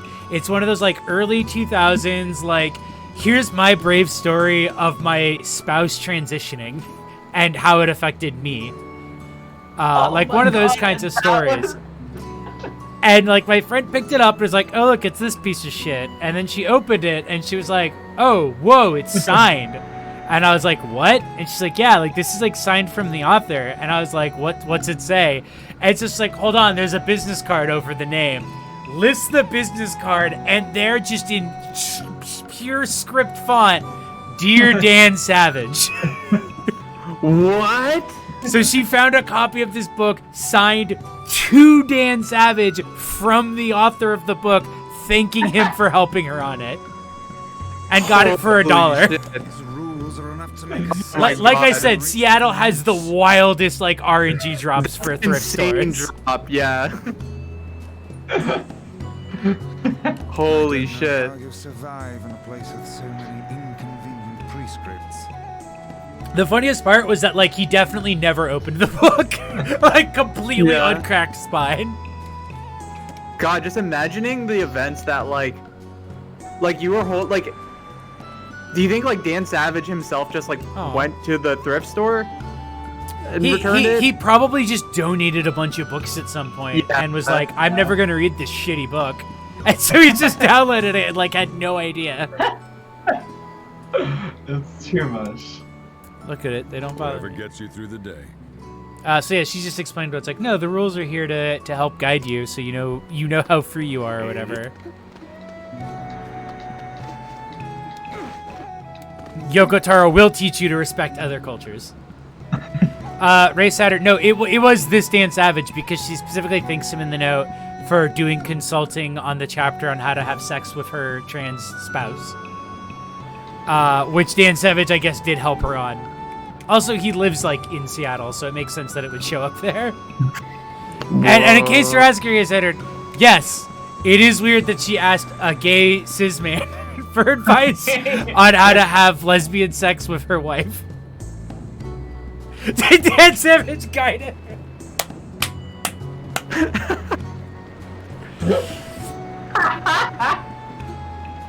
Oh, you were thinking of the Mythbusters guy?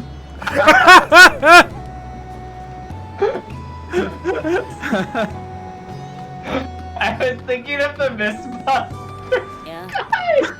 That's so funny. Some people think trans people can't have sex. Myth busted. I'm gonna show you how to eat pussy.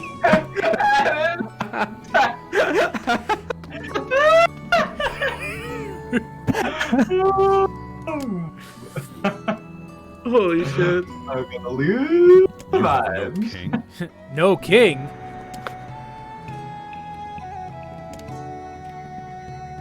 The Black Scroll. Thank you. Oh my All this god, touring myth has busted, been he says helpful with for a damn understanding beard. your language. Myth busted, about to be nut busted. You know what I'm I believe I You will be able to speak with guys! this advisor myself. I like that when you do the Tor Grimoire voice is now able to understand what they're saying. We need to talk to the prince. So he can just translate for you. Megan, no. Oh my god. Do you have one that's literally end the stream? No, God, no. Because I know that people would do, like, people would save up, and then, like, I would have a stream that would start, and someone would end it immediately. That would be really funny. However, it would only be funny once. Yeah, it would be funny exactly one time. You should have the opposite, like Encore, and like you have to stay on for an hour longer, even if you want to go to bed. Oh my god, that would be dark. They could only buy, like, it'd have to be like 10,000 points for like 5 minutes. That's the only way to balance it, because you know they would abuse the future. Yeah, I know. I know people would do that, and then like just push me to stream for like 5 hours. Where am I going? Right. Where did they tell me to go? Oh, I don't know. Go to the prince. What? Has them kind of bus ropes. Jody rope. No ropes on this stream. If you would. It's 100K to let Dan Savage guide it in.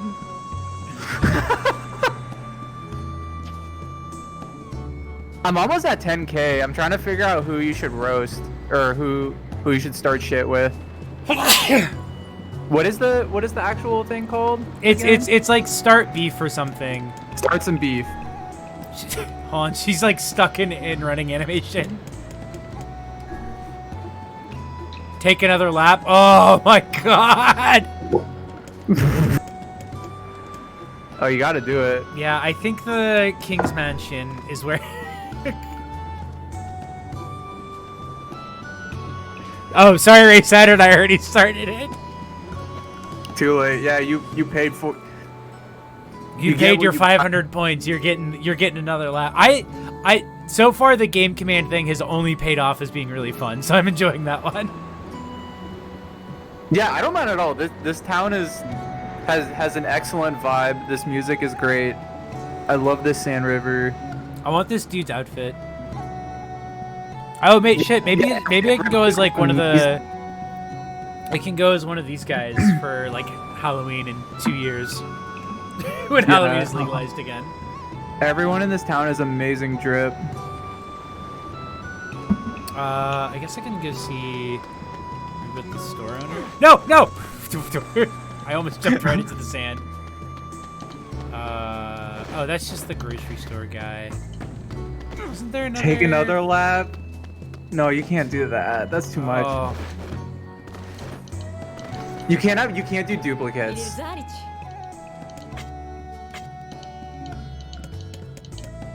Somebody need a wolf hide? I'm trying to remember. I don't remember. It's the same thing as when you land in the water, but it takes like way longer.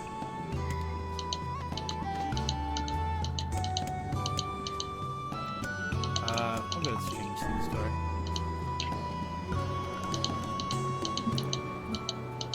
Oh, it dumps you near the beginning of town. Okay. The goofy nerd show host with funny mustache is developing militarized tools for the surveillance state now. Wait, what? My game action is sell your current weapon? Okay. I actually don't know if I can do that, but I will try. Cause you have to have all the weapons to it, and I don't know if you can actually sell your weapons to them. I don't think you can sell weapons in this game. But the weapons guy is right over here, so I can find out. Yeah, like I've literally never tried, so it's like I have no idea, but I'll give it a try. Oh wait, no, that's the item shopkeeper. Thank you in the name of the rules. Where was the weapons guy? Oh, here he is. The guy with the walrus mustache is making tanks for Andiro. Yeah, no, see, it doesn't let weapons aren't on the list. Yeah, that makes sense.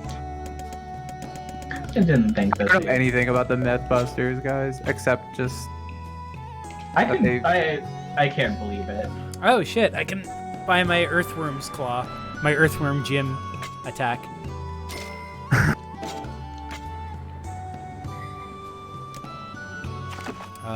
So.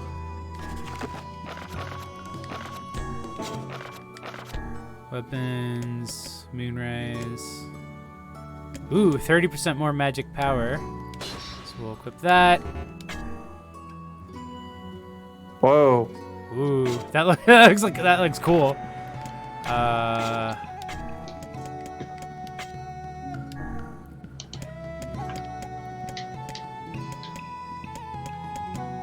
So let's up that attack power.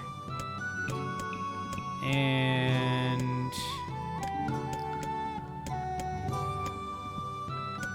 I don't know, let's get some poison. Isn't there some other like? Didn't Peter Thiel create some sort of horrifying surveillance technology that was named after some Lord of the Rings thing? Plant. Oh fuck! I feel like I should know this because oh yeah, Plant Palantir, the surveillance company. Thank you, Elbat. I literally just listened to a podcast about that, and I was like, fuck, what was it called? The thing is that like military guys are Nazis and also nerds. There's like high nerd Nazi crossover. It is the worst that like nerds are like the enemy of like humanity. Like that's I've talked about it before, but like how much I really love like the TrueAnon podcast, but like that's a recurring thing is that they're always talking about like it's weird that all of these awful people are all the worst kind of nerd as well. Yeah. Oh man, just like the fucking what's his name? The Oculus dude who's just making like fucking drones to bomb for like border security.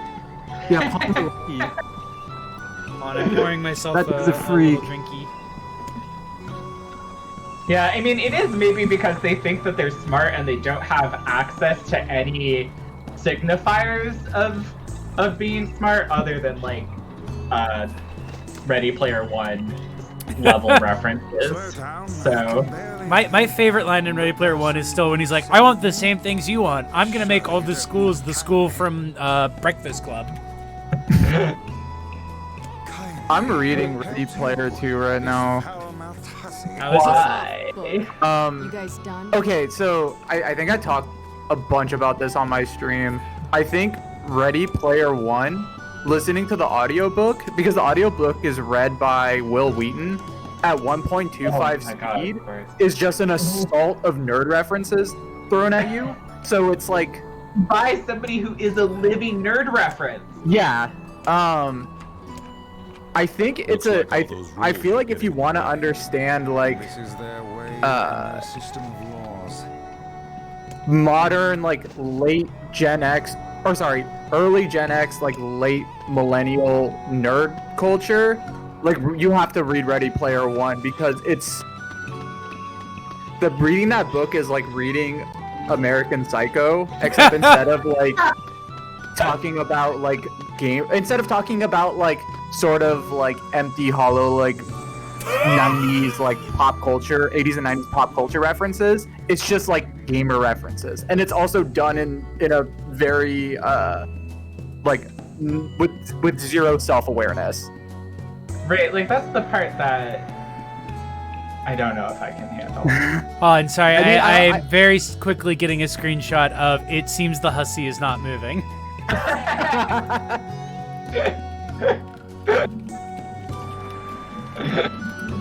Perfect. Okay. Continue on with the Ready Player One. Is hussy automated? Wait, I mean, no, wait. oh, go ahead. No, don't worry about it. Oh no, I just hate read a lot of things that are bad, but Ready Player One was something that like got me actually out of a lot of things I hate read. It was the one that actually got me thinking a lot, and I have a lot to say about it, but I'm probably not going to say it right now because I'll just go on forever. Oh, that's fine. We're on our way to go save the prince because they can't go save the prince because it conflicts with 2 different rules. An outsider, like me. Oh. But yeah, so now I'm in the middle of Ready Player 2 because I'm just like, It just doesn't seem like it's a book to me, I guess, in my like estimation. Like it just seems like from what I've seen, it's just a lot of references.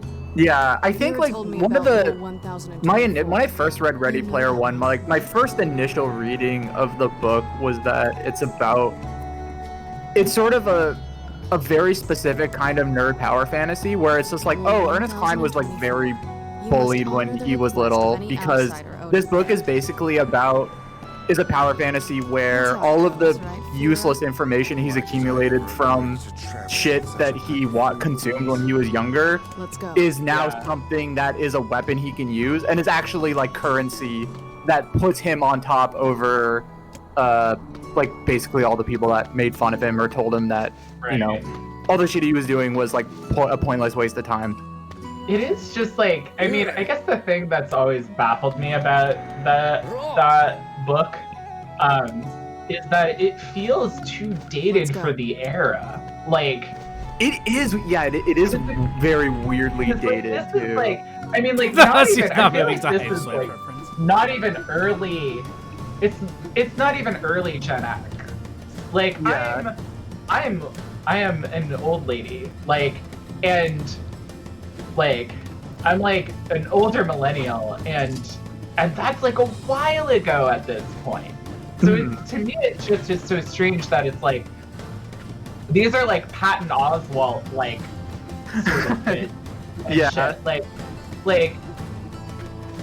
Ghostbusters and stuff like that were things that I was like too old to like have taste or think was important when I saw it, you know, like it was just a thing that happened and I experienced, you know. It is extremely weird how like much of the pop culture in that is like for the audience that it's aimed at is pop culture that they've mostly experienced via Family Guy references.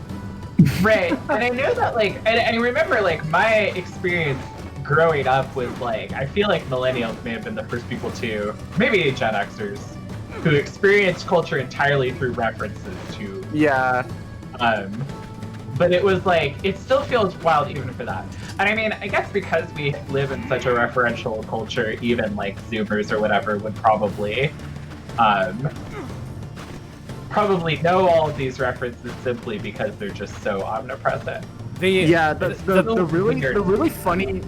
really funny part about the world that they exist in is that like, I mean, I think like the book was written, or like the Ernest, like the guy who wrote it, like isn't up, like probably doesn't keep up with actual internet culture, like i.e. like just what the kids are doing, because all of the sort of world with all of its references are taken at face value, where if the virtual world in that book actually existed in real life, it would look like fucking VR chat, where you would still have those references, but they would just be done in absurd ways because like nobody can take it seriously. Like you would just see like fucking Luigi holding a keyblade like sitting in Dark Souls and like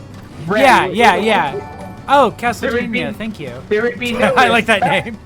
That's like the big. Okay, I think you actually. There'd be no reverence or respect for the. Yeah, like that was the weirdest thing about it, was it would be characters like dressing up like Battleborn characters, but like sincerely in the movie. And I'm like, people wouldn't dress up like that and it not be a joke. Nobody would be Tracer Overwatch and just Tracer Overwatch. They'd be Tracer Overwatch either with a strap or she's doing Fortnite dances.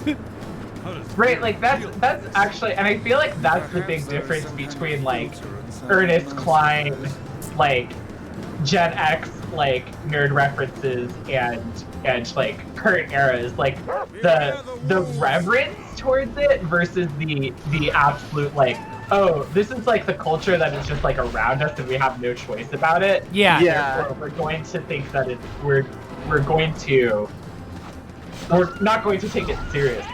We might need a little even less like it. earnest We might even- Clinus, and we need a little more irony poisoned Clinus. Yeah.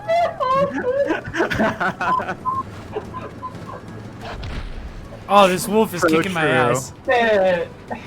Subscribe to Luigi Keyblade Dark Souls. Dude, the first thing I saw when I opened up VR chat, like the very first thing when I went into like after the tutorial and just went into a random world, was like getting to Firelink Shrine, and the only person that was there was Bobby Hill. And that was the very first fucking image of VR chat. And to me, like, that is like a way more representative like thing of like, oh, if there was a virtual world where people could be whatever they wanted, like that's what it would look like.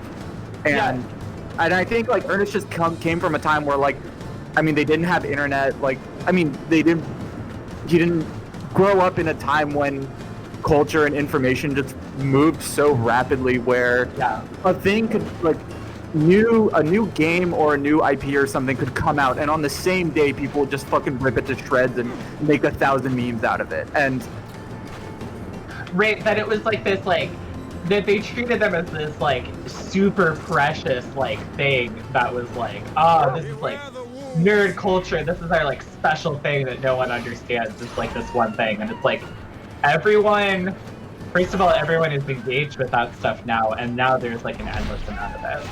yeah, Also, there, like, it would be crazy to imagine any of those worlds not having a single Toho character in them. It's That would be like unbelievable. It would break my immersion immediately. I'm also thinking about it too in the way like our and like the Zoomer generations and stuff engage with this stuff, and like how weird that is. Because that's like, yeah, because it's also the thing where it's like our generation doesn't have the like, oh, you can't make fun of this pop culture thing.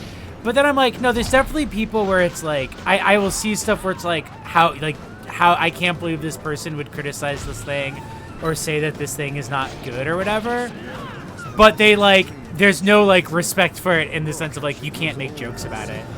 And the thing that immediately makes me think about that is like how quickly I saw Hereditary memes. like within a month, people posting like Toni Collette when she found her daughter, and it's that line of the kid going, "So no head." Where it's like people loved Hereditary. They're still gonna make a joke out of like the most shocking scene in that movie. People making like peanut allergy jokes. Yeah. The amount of Hereditary, like, I think Hereditary is an unusually memed upon movie for what it is, but it's a very like, but it's so significant. It's so of like this generation and the way that we respond to culture these days. And honestly, it like Hereditary would get that sort of like treatment.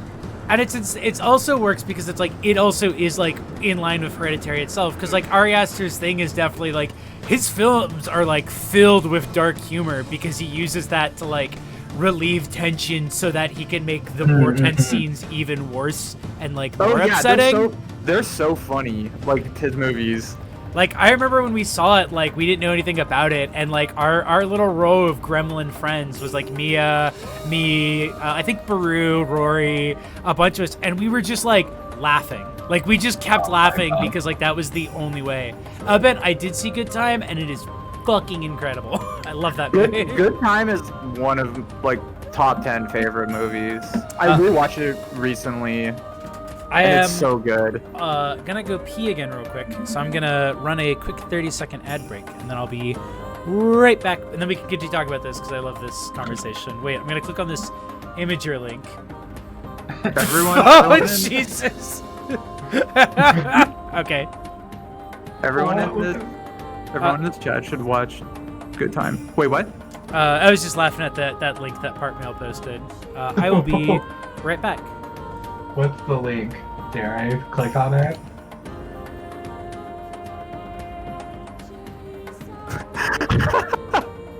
Oh my god, this is really good.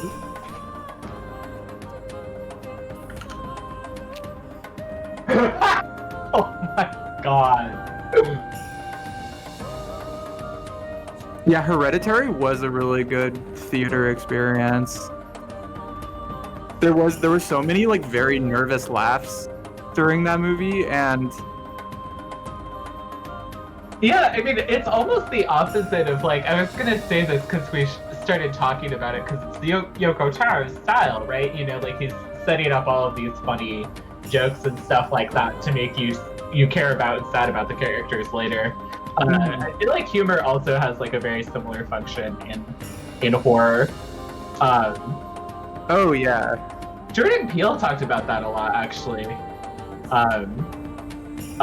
recently, because it's like there's certain like ways in which the timing of horror and comedy are both like very very linked, and both Get Out and Us also have like some really really like really funny moments to them that are just like the horror beats with the timing like adjusted to be hilarious instead of horrifying. yeah, that is true. Yeah, I mean, I think having humor and horror, I mean, at least in my opinion, is good, because I feel like when horrific things happen in real life, like I feel like whenever I see horror movies that are just like very just extremely serious, no jokes, and just kind of a sort of like, you know, just scary movie, that always feels less genuine, because I don't know, in real life when there's like, I don't know, in real life people usually crack jokes even during like very horrific times. Yeah, no, that's totally true. It's like people can't like process that, and I feel like that's why we have a tendency to like really laugh at like there's such a tradition of like laughing at low budget horror movies and horror movies that like take themselves way too seriously. Like it's very easy to do that because that stiffness, like you almost want to, like that's the only way you have to kind of like really engage with it. Whereas something that like understands the comedy can like ease you into it and like hit you when it's most unexpected, rather than be this brittle force that you're kind of like consciously opposing almost. Yeah, exactly. I think I've definitely like, talked about this with other people, where it's this idea of like, I think you need to use comedy to scare. You need to make people laugh in order to make them scared, because like that helps like lower their guard a lot. Yeah, for real. Yeah, part mail. Yeah, we were talking about it during I think Downpour maybe. I want to say it was some horror game we were playing. I remember us talking about it. I kind of remember that sort of. Kinda. One of my favorite parts of Good Time was that it was incredibly uncomfortable and things were just getting Oh, worse it and was worse, during and there would be Daniel's these game, yeah. huge releases of tension. Like guy with the messed up face, 7-minute story of being chased by the cops on acid that ended up with him jumping face first. That flashback of the guy in the taxi in Good Time is one of my favorite scenes in a movie.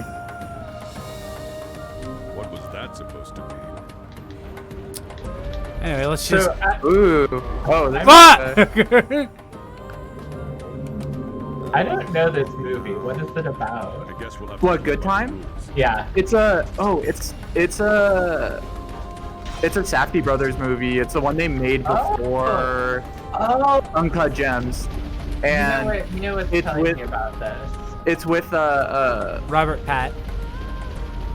It is where it is like very it's where that one photo of Robert Pattinson where he's standing in the kitchen and he looks like that is from this. So yeah, Robert Pattinson's like just an absolute like Greek fucking greaseball from Queens, and it's an extremely good role for him. So the gimmick, by the way, of this dungeon is that the rooms have rules that you have to follow, and the rule in this one is that you can't leap. I do remember. I do remember pushing these blocks around and getting shot 10,000 million times by lasers. Look at Connie. Yeah. She's Poor pissed. She just AI. wants to fucking run through. She's just like, she knows where the enemy is, and she's like, let me at him. Let me ask. If this fucking wall wasn't here, you'd be so fucked. Is someone saying you can attack the bullet box? Fuck. Maybe. If you get hit once, do you have to start over? Yeah. Whoa. Attack and kill the bullet boxes. Oh, you can attack and kill them? Well, that's what somebody's saying. Oh, wow, you can. Oh. Okay. Oh. I didn't know that I could do that. But yeah, I almost like Good Time more than Uncut Gems, even though Uncut Gems is really good. Oh, fuck.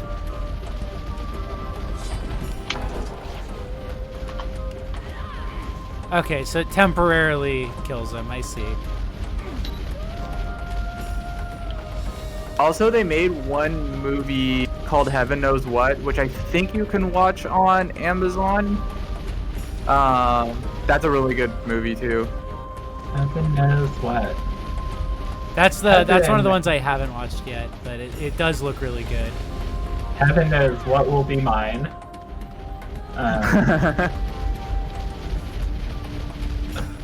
That's the one that has the New York guy in it, right? Yeah, it has the guy with the messed up face in Good Time. Like he's a main character in it, and he's an extremely good actor. Fuck. It was a movie they made because they were doing research for Uncut Gems and Master of the Trial. District, and one of the Safdie brothers was talking I to wonder what this missing this homeless lady, and she was like telling him like all these crazy stories and about her life, and he was like, well, I have to make a movie about this, and that's what Heaven Knows What is about, basically. Oh, that sounds really cool. And I think he also helped her, one of the brothers like helped her write a book as well, like about her story Aww. in her life.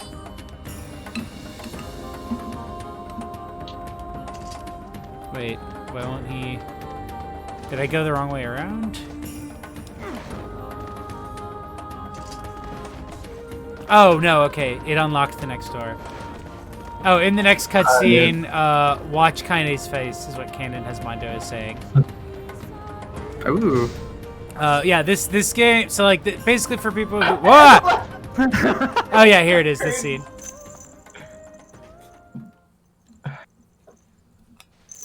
Late! Stone Where did you come from, boy? it! Good tato! A santu daishu karam deargo! You're just a kid. Suzuki! Tato! Sketch lazy! What?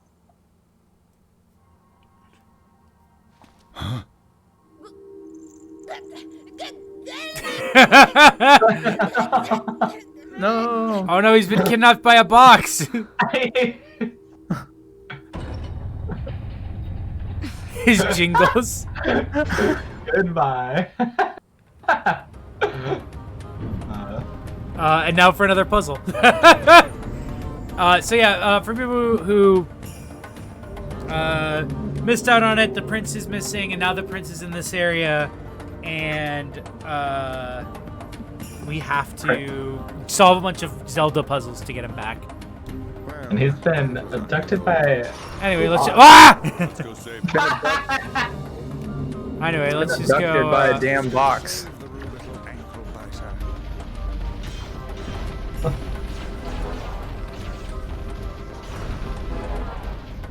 So the gimmick is this one is just that you can't stand still.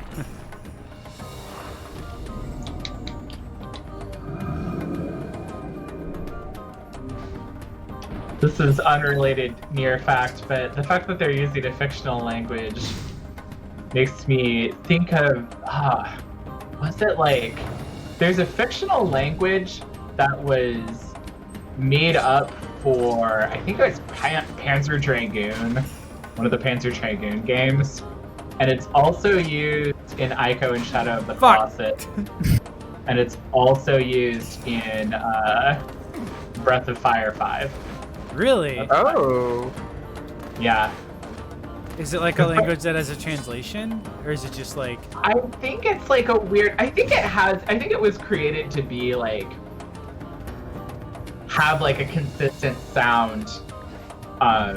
Like you can make words in it very easily. I'm not sure how it works completely, Yeah. but it's a mumble language.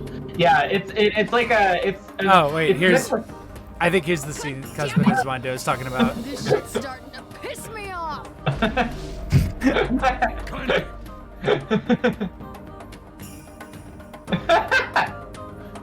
What in the? Oh, are you fucking kidding me? Let me go. Let me. Ugh, I am gonna kill you. He's like, oh. Just gets kidnapped because. I've been actually wanting to watch Christine for a while, so I would absolutely. Oh fuck! Is this from Christine from 1983? I think it's the 2016 one. Oh, 2016. Okay. Racing Sorry, with Magic Is that Spelling. Stephen King's Christine?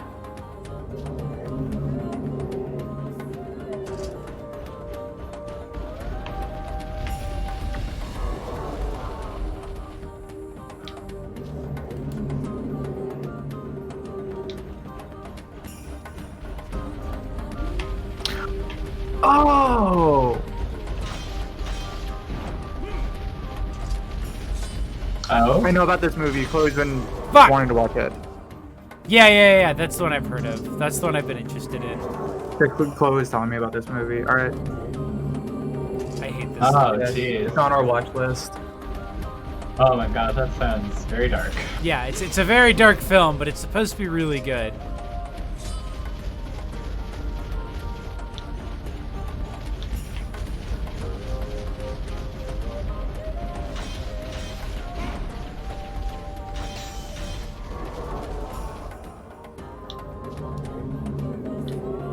Damn, this looks hard. Yeah, Can you just it's run mostly through? just because it's because you can't run, and that's like Oh. what makes it hard. Damn it! So it's like How do you you have walk? to slowly tilt on this. But yeah, I think Canada's Bendo is right. Is like it's gonna be a jump across the boxes bit. What? What? Can you not fall either? Maybe it's like think based on your so. speed. It could be. It might have also just like created. Oh, I The see. I first must act- have damaged it somehow.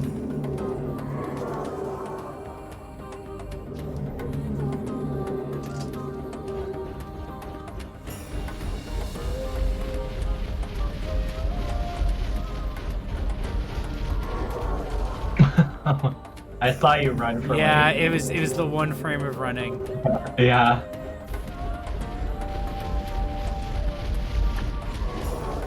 Oh, I think I just walked into a ball there. This looks hard. I No. remember. Yeah, you just gotta. How did I do this? It think it could was also like- be because it's emulated, so it's like a little harder to not run. Yeah, what kind of controller are you using? Combo throw the bullets, maybe. Oh yeah, you can attack the bullet for sure. Oh yeah. Oh yeah, hey. Oh. Oh well, I'm getting there.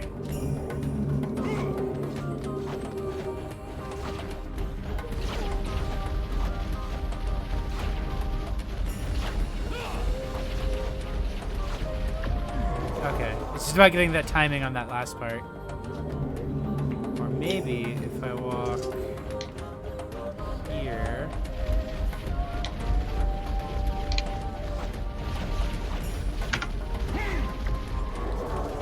These damn pomegranates. No! They are pomegranates, aren't they?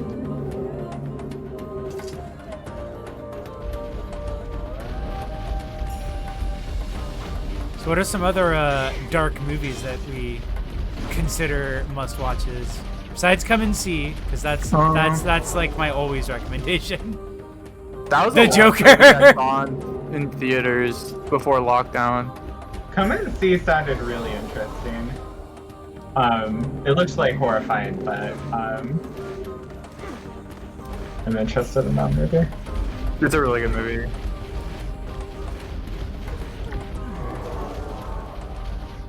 I remember first seeing that movie in like on some free website just because it used to be so hard to find it, and I saw it in 240p. Oh my god! Just like the shittiest quality, and like even watching it on that like fucking like floored me, and like Boxes on the left, yeah, that makes sense. No. nah. It's like, oh my god, it's legitimately just trying to do the walk on this controller. Trying to think of some fricked up movies. Fricked up movies. Oh my god, I saw somebody post, I forget where it was posted. Somebody just posted like 99 mind fuck movies with like fuck like censored. Have you heard of this movie called Le Primer? Yeah, Primer's in this. No! For sure.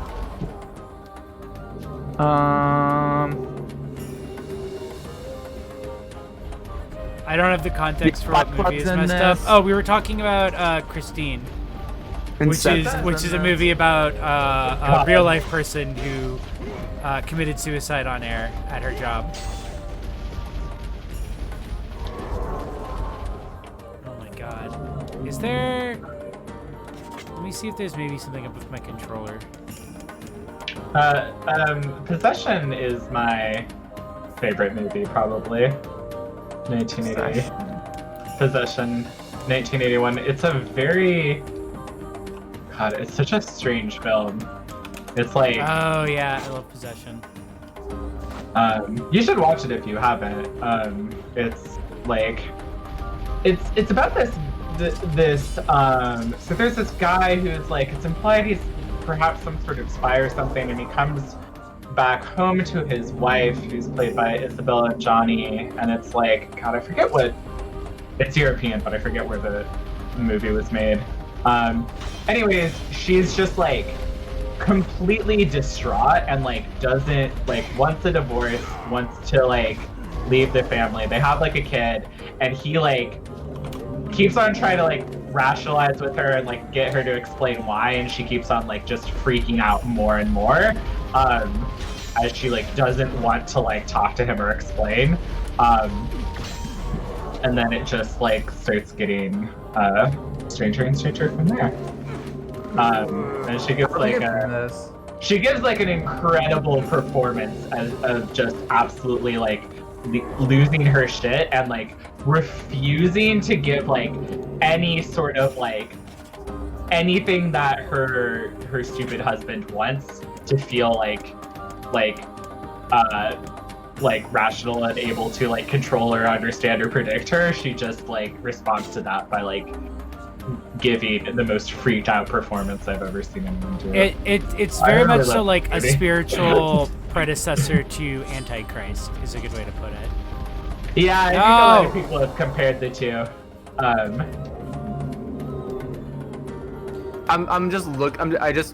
I've never seen this movie, and I've just Googled it, and all of these screenshots of this movie all look amazing. Yeah, every frame is like really good. All of the frames of her, like there's this infamous scene of her just like shaking and crying and vomiting and screaming in like some European subway.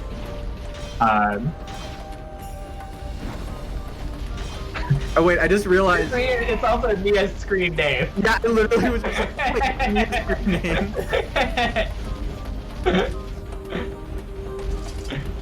No. No. Okay, I've slightly figured out a way to make this walking with my controller a little easier, which is I'm like controlling it from the base. Oh. Yeah, the saying possession is never quite the movie you think it is until the very end. It's like a very good way to describe that movie. Like, that's kind of like why it's hard to like give a summary. But it is like, I remember Mia, when she first told me about it, she was like, it's basically about like, it's about like a divorce, about like a breakup that, and just like absolutely refusing. It's also good context to mention that the actual director was going through a divorce, and after making the movie, he basically was like, yeah, I kind of realized that like I was the bad guy in that relationship. Well, he did a really good job because the husband in that movie is... No! Oh no! Oh my god. You're so fucking close. It's literally just because like it is literally because since I'm playing this on an emulator, I can't just like easily change my sensitivity. Cuz like that's what it is that it's like the sensitivity is like a little too high. I never finished Under the Skin, but I really, really love slow moody movies like that, and I was really enjoying the half of it that I watched. Making a game have an auto run like this, and then like having an area where it's like you have to not run. Yeah. Yoko Taro, you fucking genius. Yeah, this rules. Do you have like health items or anything? Oh fuck, you're right. Yeah, I didn't even notice that I was losing health every time I did that. Thank you for pointing that out to me.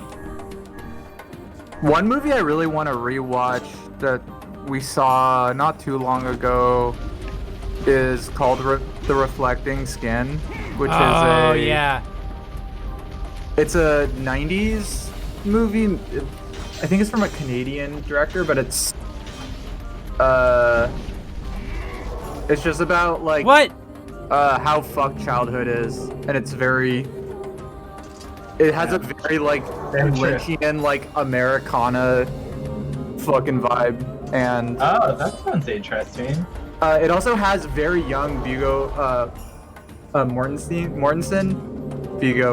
That's his name, right? Oh yeah, Avi, you would love Reflecting Skin because it is very much so just like it is a horror film about like small town like every awful thing about small town stuff. From the perspective of like a child. Yeah, I really would like that. Like it's a very upsetting film, and like it's also set like post like the atom bomb testing, and like that's a major plot point in the film. Thoughts about Beyond the Black Rainbow if you've seen it? I really liked it, but it has been a long time since I've seen it. The first time I saw it was at an all-night mystery movie festival, and I fell asleep. I at that because I feel like I also saw that at a film festival. No, that was when we were in college, so we would have seen it together. So Mia and I watched it recently, and I really liked it. No, I really like it. It is an extremely slow film. It is a really slow movie that is like very weak in certain like. I mean, it feels like I'm listening to a psychedelic rock song. Like it's like a psychedelic rock movie because it just rambles on in the tone that it is forever. But I love that tone and listening to it. I kind of like those slow. One like recent slow, I guess like with that similar description, just a slow rambly movie with a very specific vibe is I think it's called Hagazusa. Oh yeah. I know Mia hated that film, but I also loved it for the same reason. Yeah, I totally understand why Mia hated it because it's like because there's some parts of like, but I am sometimes really in the mood to just like let some images like wash over me, even if it's like not. Even if the mood isn't like super well executed. Yeah, no, same. Like I love Stalker, and like Stalker is like a much better movie. But I like it for similar reasons. that I like Beyond the Black Rainbow. Dearly Delirious. You are not getting it mixed up. We did do an episode on it. It's a back-to-back with Beach Bum, too, actually. I think it was a Throws It Back, even. Because I think it was, like, for movies in 2019 that we didn't do. Oh, I still have to see Beach Bum. One of my friends keeps on telling me about it. You would fucking love Beach Bum. Another really difficult to watch film, especially if you've ever known anybody like the titular Beach Bum character. Especially if you've ever been parented by a character like the Beach Bum character. Is it similar? What was the movie that No. Harmony directed that movie, right? Yeah, Harmony Korean. Was the last movie he did before that Spring Breakers? Because I think so, yeah. Extremely love Spring Breakers. Oh, I still haven't seen Blue Ruin, Elben. Also, yeah, Zac Efron. Mia, I don't know if you know this, but the best part about Zac Efron's character in that is that his weird facial hair is because Harmony Korine was eating a panini and then looked at it and was like, I want this to be Zac Efron's beard in my movie. So his beard is literally just based on a panini that Harmony Korine was eating. Based on a panini.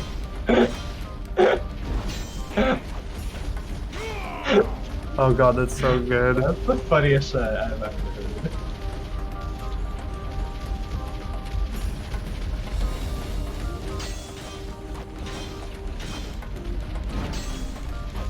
Where can you watch this anywhere? Jay, you're so close. I know, I'm Just trying to tap your way to the cube. Oh, it's on Hulu. Yeah! I guess I'm. Yay! Oh my god, you did it! God, that one moment where you did it. Where like I got all the way to the end and then just happened to nudge my controller enough to move. Oh my god. Chat, thank you for dealing with me on that. I apologize. It's like, oh, I definitely remember when I played this on PS3, I like manually turned my fucking like sensitivity down so that I could get through that area.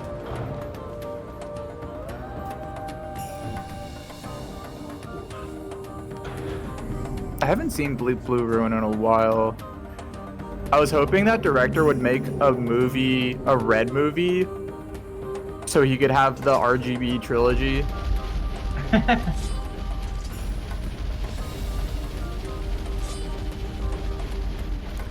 I don't know what protected turtle means.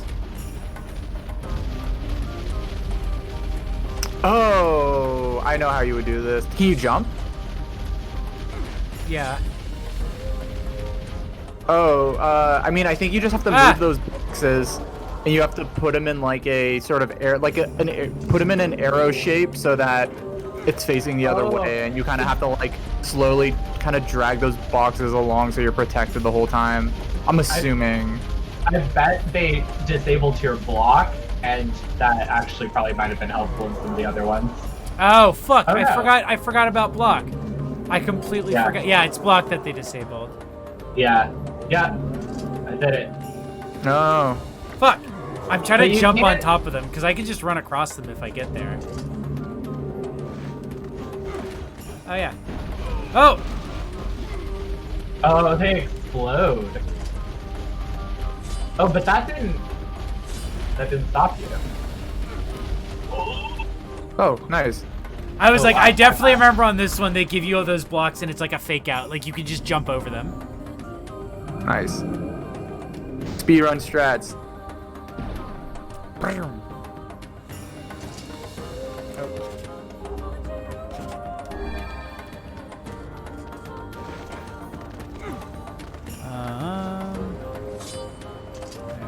We descend.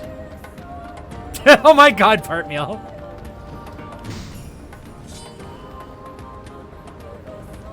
Is a clip that would make sense to just like clip out of this area completely.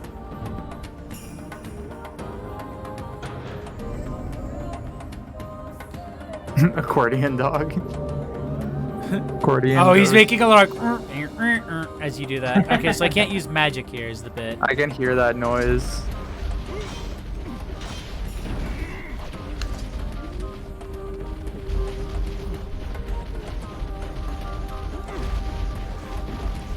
Damn, this is like a bullet hell. Damn it! It got me at the last second.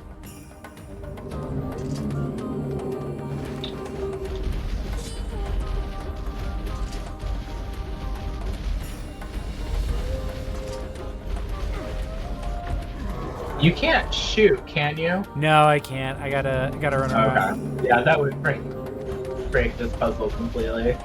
Yoko Taro said 9/11 is a bullet hell in Oh a wait, way. that was easy. There was a path that was super quick to go through. Oh my god. Oh, okay. I'm actually gonna go pee again real quick. Right back. All the water and shit I've been drinking is catching up with me.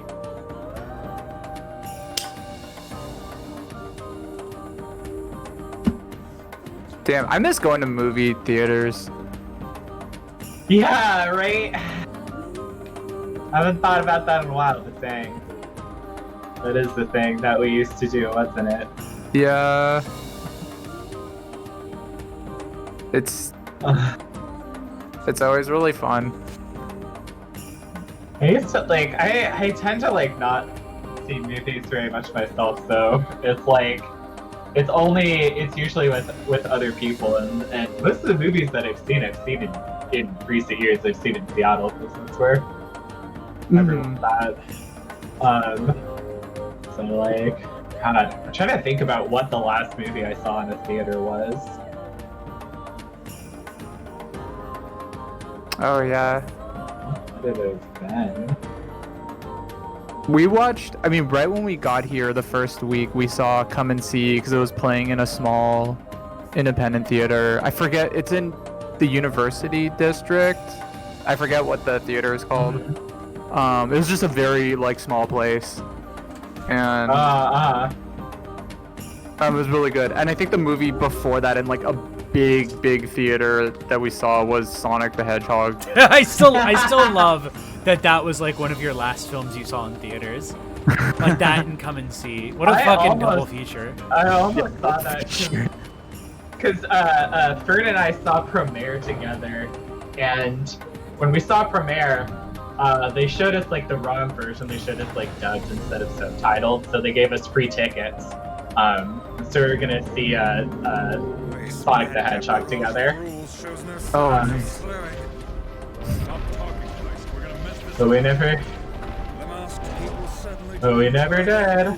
Oh. Fern got to see it. I feel like I saw something after Premiere, but now I can't remember what it was. I mean, that was a while ago. That was like... What did I'm trying to remember what movies were out during that time. Fuck, I know I looked this up before, and I think I want to say it was Hansel and Gretel, maybe was the last film? No, it couldn't have been that. It was something where I was, like, glad that it was, like, the last time I saw. I was like, oh, yeah, that's fine. Oh, yeah, we saw Hansel and Gretel in theaters, Yeah, but didn't we saw it together. That was in, like, February, though. Yeah, it might have been Us, actually. Us might have been the last movie I saw. Oh. When did Us come out? I feel like Mia actually knows the answer to this better than I do, because there's a 100% chance that I saw a movie it was with her. Aw. Yeah. Wow. Well, get out of my way. Ah! Sonic the Hedgehog really did come out this year. Yeah, right? Okay, I was just thinking about, so I was having a conversation with some friends about like disposable Netflix series that everyone in the world is talking about, and then like everyone stops talking about. And just thinking about like the idea of watching Tiger King right now. Like, just think about watching Tiger King now. Oh. And being like, oh, have you seen this show? But that came out in 2020. I was gonna like imagine watching Tiger King in 2020, and I was like, oh, that came out 3 years ago at the beginning of 2020. Okay, but before I do this, are we also gonna count drive-in movies? because I have seen drive-in movies during quarantine, and if so, I think the last one was like The Rental. No, the last one was The Boy 2. I went and saw in drive-through. But before that, like an actual sit-down movie theater, March would have been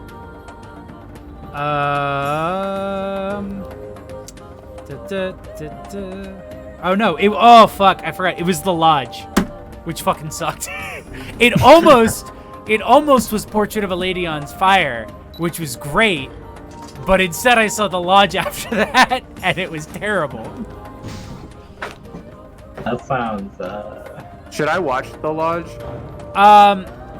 Did you like Goodnight Mommy? I don't really. That's the one with the 2 kids, right? Yeah. And the mom who's like got bandages all over her face. Yeah, I like barely remember that movie. That, well, like, The Lodge is like, it's from the same people, and it's basically the same movie. Okay, all right. I'll probably watch it and then completely forget about it then.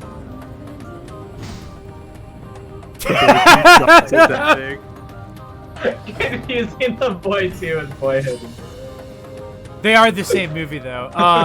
Boy 2 is an incredible film, and Boy 1 is also an incredible film. And there's a reason why a screenshot for Boy 2 is my sign-off image.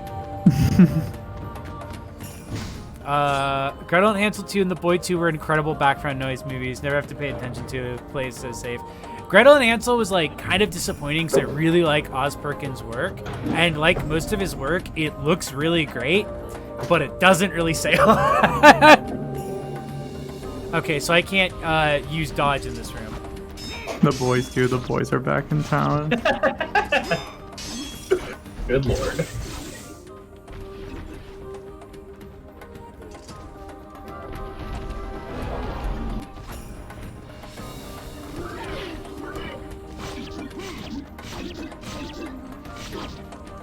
I don't think I've seen Raw. Have I?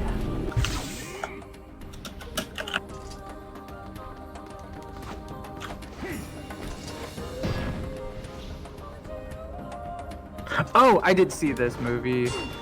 Raw, the French one? Yes. I love my doppelganger. Ah, fuck! I jumped. Was that? Okay, cool. Yeah, this was the one they're in like medical school or something, right? Yeah. Yeah, and this then one of the girls this was a really meats. cool. This is a. I like this movie. Raw is one of the more acceptable like horror like blatant metaphor horror films for me.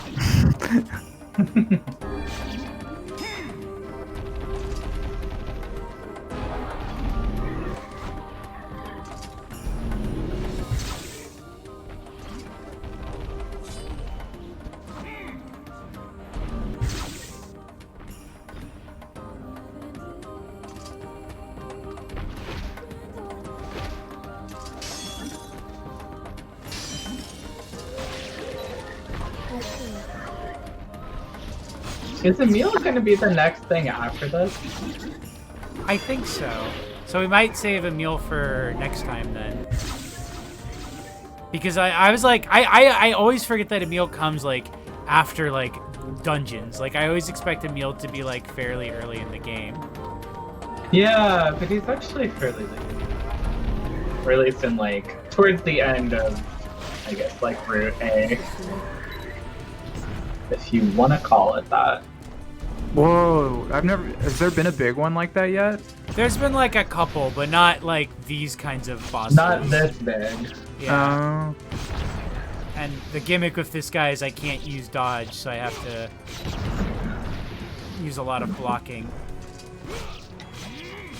Thankfully, I have a super strong sword, so I can just cut through him pretty quickly. Nice. Ooh, my experience rate can go up. Yeah, it sounds like a lot of people are going the Emil missions after this one. So yeah, we might, we'll make the next one Emil themed. That'll be fun. I'm excited to see Emil again. My beautiful boy. Yeah, and then I think after we beat this dungeon, that's like a good spot to call it. Yeah, excited it's to getting a meet little late Emil. for me. I was gonna say, and I don't think there's much left.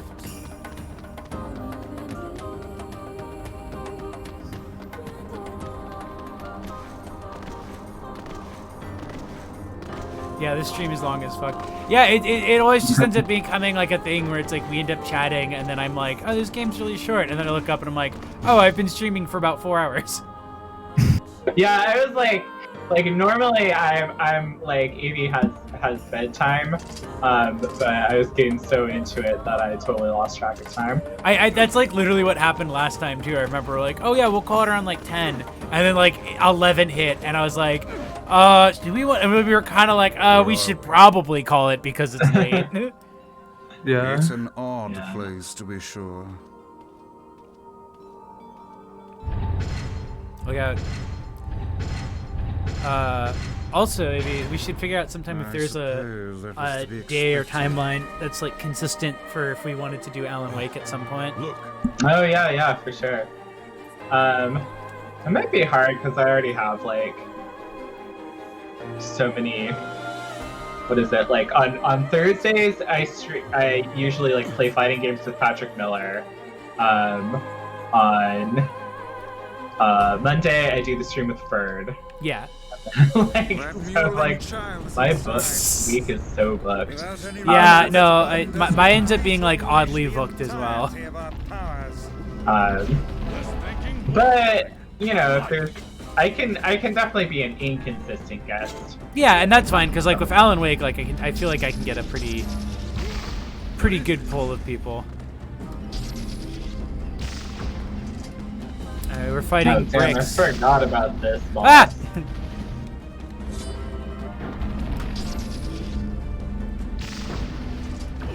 I detect magic within the glowing box.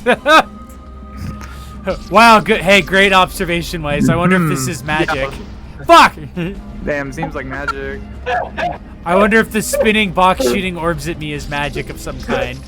It felt so in character for you to be like, oh, I wonder if this is spinning magic in it. Yeah. Like, oh, thanks. I thought these were like meat boxes. I thought these were animals attacking me. Thanks, Geek Squad. I'll fucking open you up if I need another answer like that.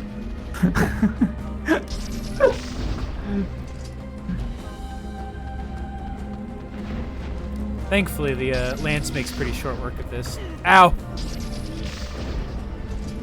Oh, that one wasn't pink. Ah!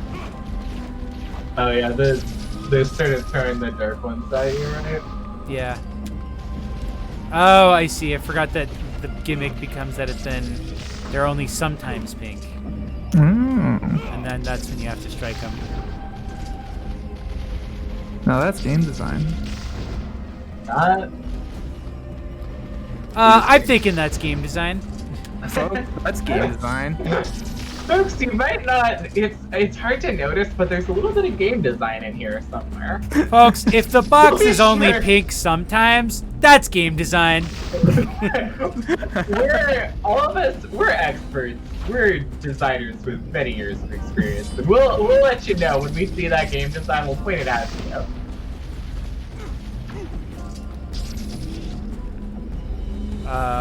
Wag, some whack-ass game design. Is this anything? Hello? Boom, got him. Boom, baby. It's like, yeah, you can tell that they designed this part. They were like, what if the boxes, go a little faster? And you know what? That's game design, baby. Yeah, that was game design right there. They could have just had the boxes keep doing the thing they're doing. Right, yeah, and that would not have really been game design. It would have been just the boxes were already there when the game designer found them. Yeah. Hey, you know what's great about this game design? They're really thinking outside of the box. Oh my god. I'm hearing all of this in John Blow's voice.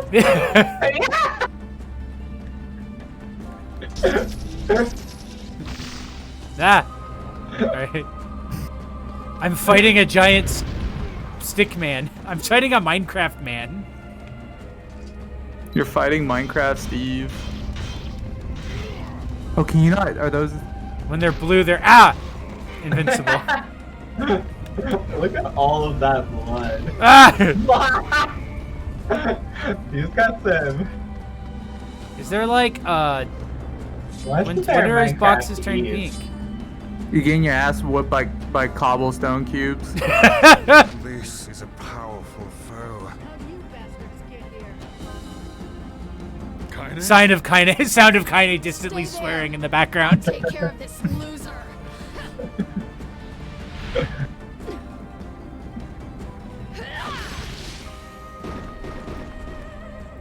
Wow, you really knocked his block off. Shut up! No puns!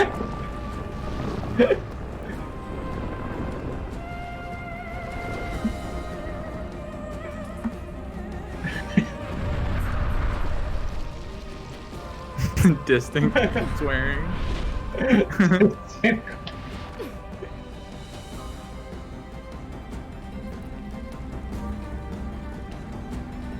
I figured you'd come back. Don't What? get all weepy, okay? It's not like I was searching for you.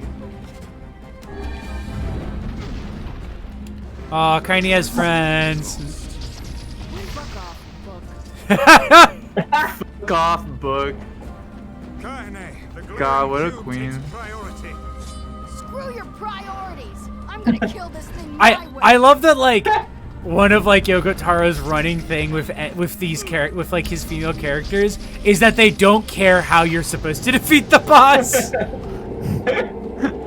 Just like an ongoing theme of like, oh, like there might be a trick to attacking this boss. I don't care. I'm gonna hit it until it dies. Their disrespect for the content is so good. This should prove interesting. Fuck. They might be shooting lasers at you. Yeah, I'm gonna. Oh yeah. I was like, I'm gonna try to see if I can time that.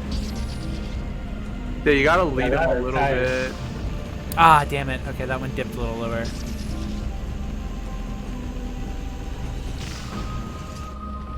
Oh, nice shot. Yeah. No, I'm like feeling really good about getting all the timing on these right. Oh man, there's so many boxes to shoot. Wah!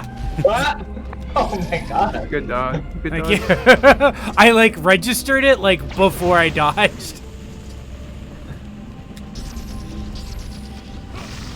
Ah, dang it. Look, if I was a game designer Yeah. and I don't know how I like, hit the box that I wasn't aiming at, but I'll take it. how would I create? How could I make a boss out of one asset? I would come up with this. An asset that they have also used in like every game. Like specifically an asset that has been like recycled multiple times over. This is such a treasure boss too. That's absolutely correct. This is like fucking. It's like all of their like kind of like pseudo 3D bosses in Sega Genesis. It's like every Yoko Taro game is Majora's Mask. Hell yeah. Oh. Yeah, the core boss on Gunstar Heroes.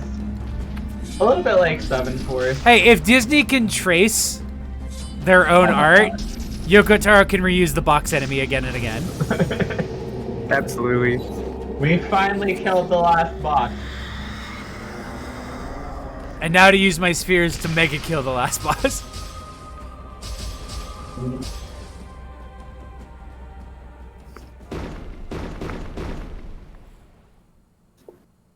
We did it! We killed the boxes. Now we can leave. Oh, wait, hold on. There was something else we forgot. Like, they would have left completely forgetting that the prince was here. They were like, damn, well, we finally defeated that enemy.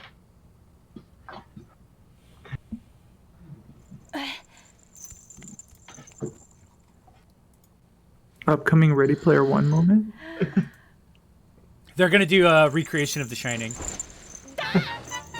Oh, my God. I forgot that they explicitly just do that. Zelda ass.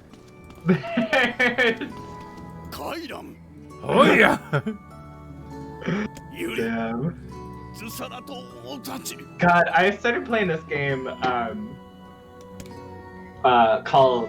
Actually, it was recommended by you in the chat. Whoever recommended Xanadu next to me, that game's really, really good, and I like it a lot. But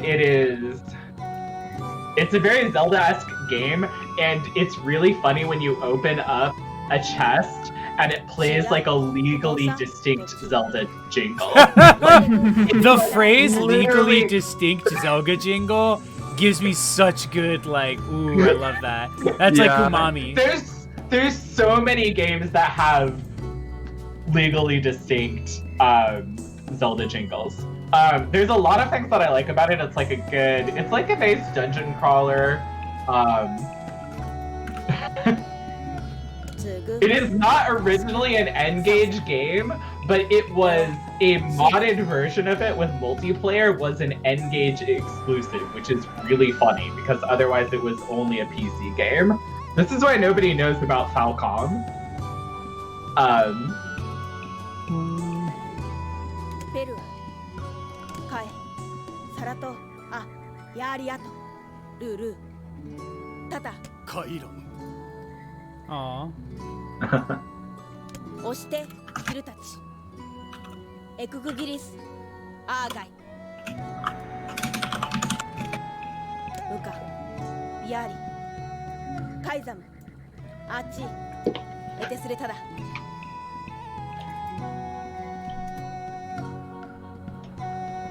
それでカイザムチタレル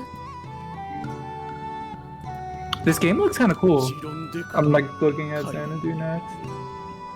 Oh yeah, so it's a Falcom game. It's kind of like it's like an action RPG. It's got an almost.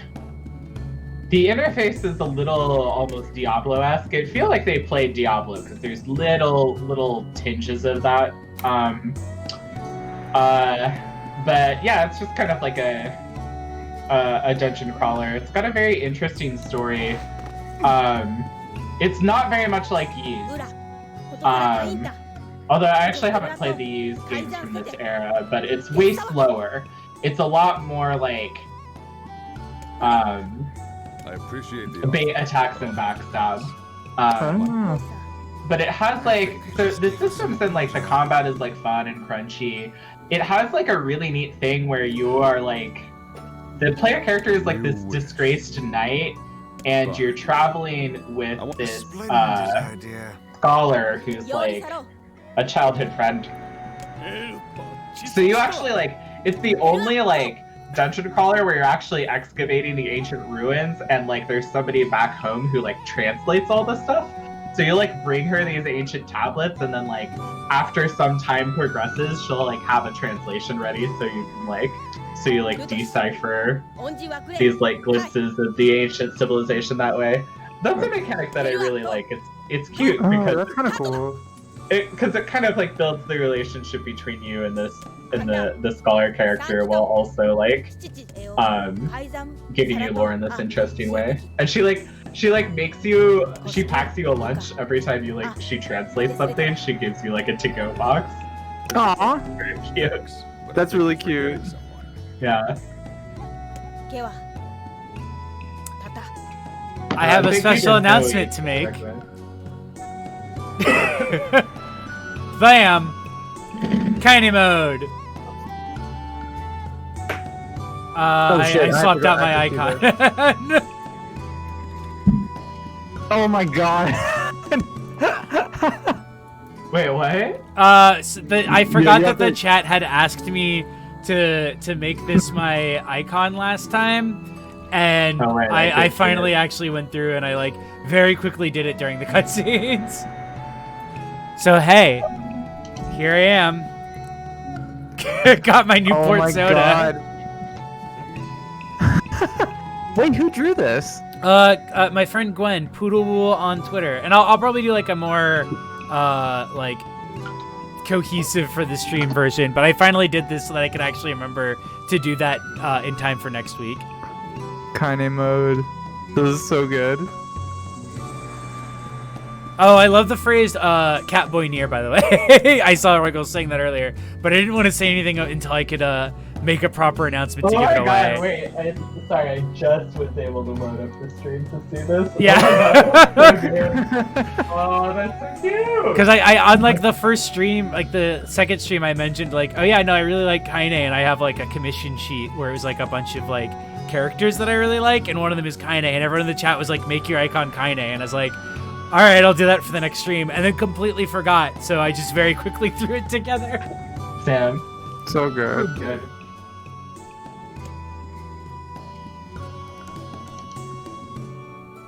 I'll probably like edit a little bit. I might like flip it or just move the layout of the screen around and stuff for things. But yeah, everyone should follow Poodlewool, all one word, on Twitter. She's an incredible local artist. She's an incredible artist, and she does like beautiful watercolors, and she loves to do portraits of people's pets. Aww, very sweet.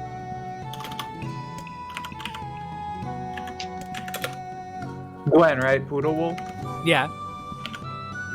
Oh, okay, I just posted it in the chat. Oh, thank you.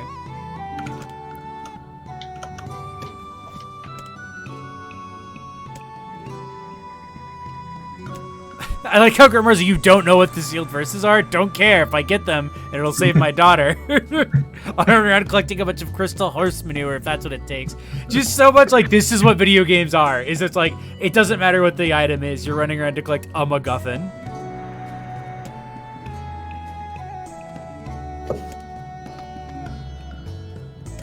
Oh.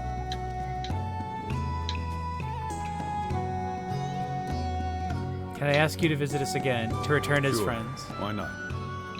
Just try not to get yourself kidnapped again. I really like that kid's outfit, the prince. It's a good outfit. Oh, wait till you see him later. He gets a new outfit later. It's really cute. I'm worried about Yona. So Avi, do you wanna have us go visit Yona first, or do you want us to just save at the front and then we can pick up next time? Let's just save at the front. That'll be a nice warm up, and yeah, it's already. Yeah, no worries. That's why I was asking, because I was like, I know that it's pretty late on your end. Yeah, I'm an early riser. I am trying to become an early riser. Yeah, I'm like thinking, because like I know Chloe and James both stream on the weekends, but I'm like, maybe I'll just stream on weekends before them. That's why I was like kind of asking, but I also don't know if I want to commit to having one of my weekends given to streaming every week. Yeah, you know, Fern and I tried that for a little bit, and it just didn't work out.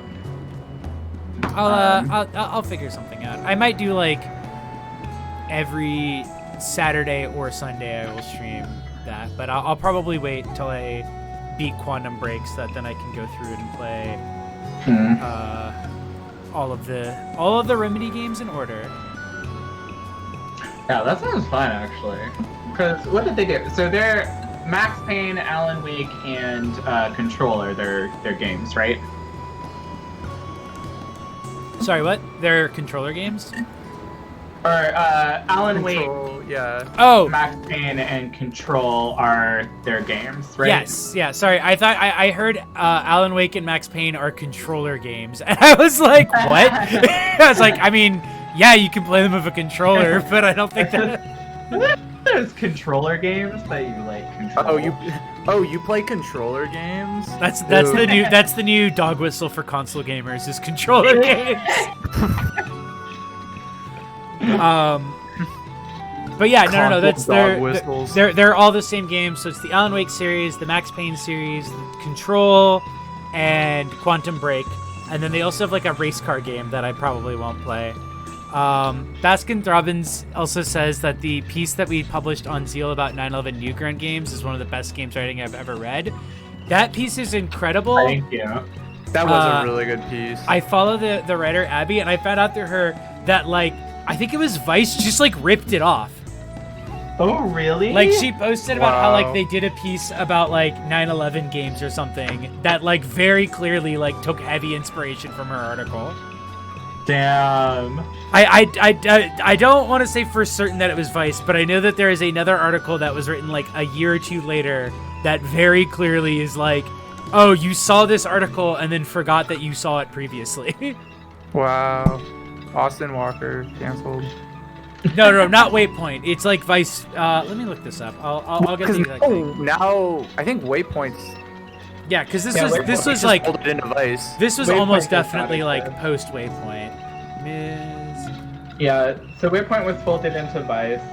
Austin works in some respects, but with Vice games, I think he's still on some of the podcasts, but he's doing his own. He's not the editor-in-chief anymore. Yeah. I was the last piece that he edited, actually. Here's a Really? review I did of. not know that. Whoa. Yeah, I think it was a review of Grand Blue Fantasy Versus. I think actually. I think that was the last. That was the last piece that Austin Walker edited for Vice. Was that review? Oh, fuck. I can't find it offhand, but, like, I remember seeing her tweet about it and being like, because it's definitely a thing where it's like, she was like, she had, like, a very specific premise that was, like, pretty unique, and while I could see someone else coming up with it, it's also a thing where it's like, I feel like if you Googled the premise, the article would come up immediately. Like, it would be obvious, like, oh, somebody else has written about this. Yeah, there it is. Canon Husbando found it. How a flurry of flash games on Newgrounds captured the grief and anger of 9/11, which is like literally the same premise as as the article she wrote for us. Damn. Mark Hill from Vice is like Canon. Mark Hill, people don't even have to drop the 10K points. I'm calling you out. You heard it on the stream. Colbert Report style, you are on watch, or whatever his dumb bit was. I'm watching at you. Mark Hill, you better mark my fucking words. You just entered the J no spin zone. Oh, thank you, Ursus Untitled, for threatening a Vice writer on stream. I guess I can't technically hate on Vice because they did accidentally give me access to their open bar tab at E3 one year, and I did just take a bunch of beers and put them in my backpack and leave. Oh, hell yeah. One of my favorite things to do at, like, conventions or, like, parties is to just have a backpack and just steal shit and then leave. Oh, another one of my favorite con stories on that theme before we close out tonight was I went to I think it was actually MFF, and I went to some room party that was like, oh, this is like the techie bear party, but like not the fun kind of bears, like the bad, the annoying kind, like the very elitist kind, very fancy, very upscale, and they were just like, oh, here's our fancy drinks and stuff. They're like neon colored and they have like expensive alcohol in them. And they had them on the table, and I'm like, oh, because like it was not an uncommon thing that people would ask for like donations for alcohol because like, you know, they had to buy for it. So I'm just like, they're just like, oh, I asked them, I'm like, oh, like I'm guessing like these are probably like kind of pricey, right? And the guy goes like, oh no, they're free. And I literally go, turn around and yell to my friends, they're giving away drinks for free. And take 2. And then walk out of the party. Hell yeah. That's really funny. And that's the story I'm going to close tonight's stream out with. Alright. That's a great story. It was a pleasure as always. Yeah, Yeah, thank you, Jay. Yeah, no, thank you guys for coming on as always. I will see you all next Wednesday at 7, but also I will be streaming Monday at 6 more System Shock 2. And as that always, game is surprisingly really good. I am having way more of a blast of System Shock 2 I am than I System expected. Shock. I'm System Shock 2 pilled. Dang, maybe we should play that game one of these days. Way better than Bioshock.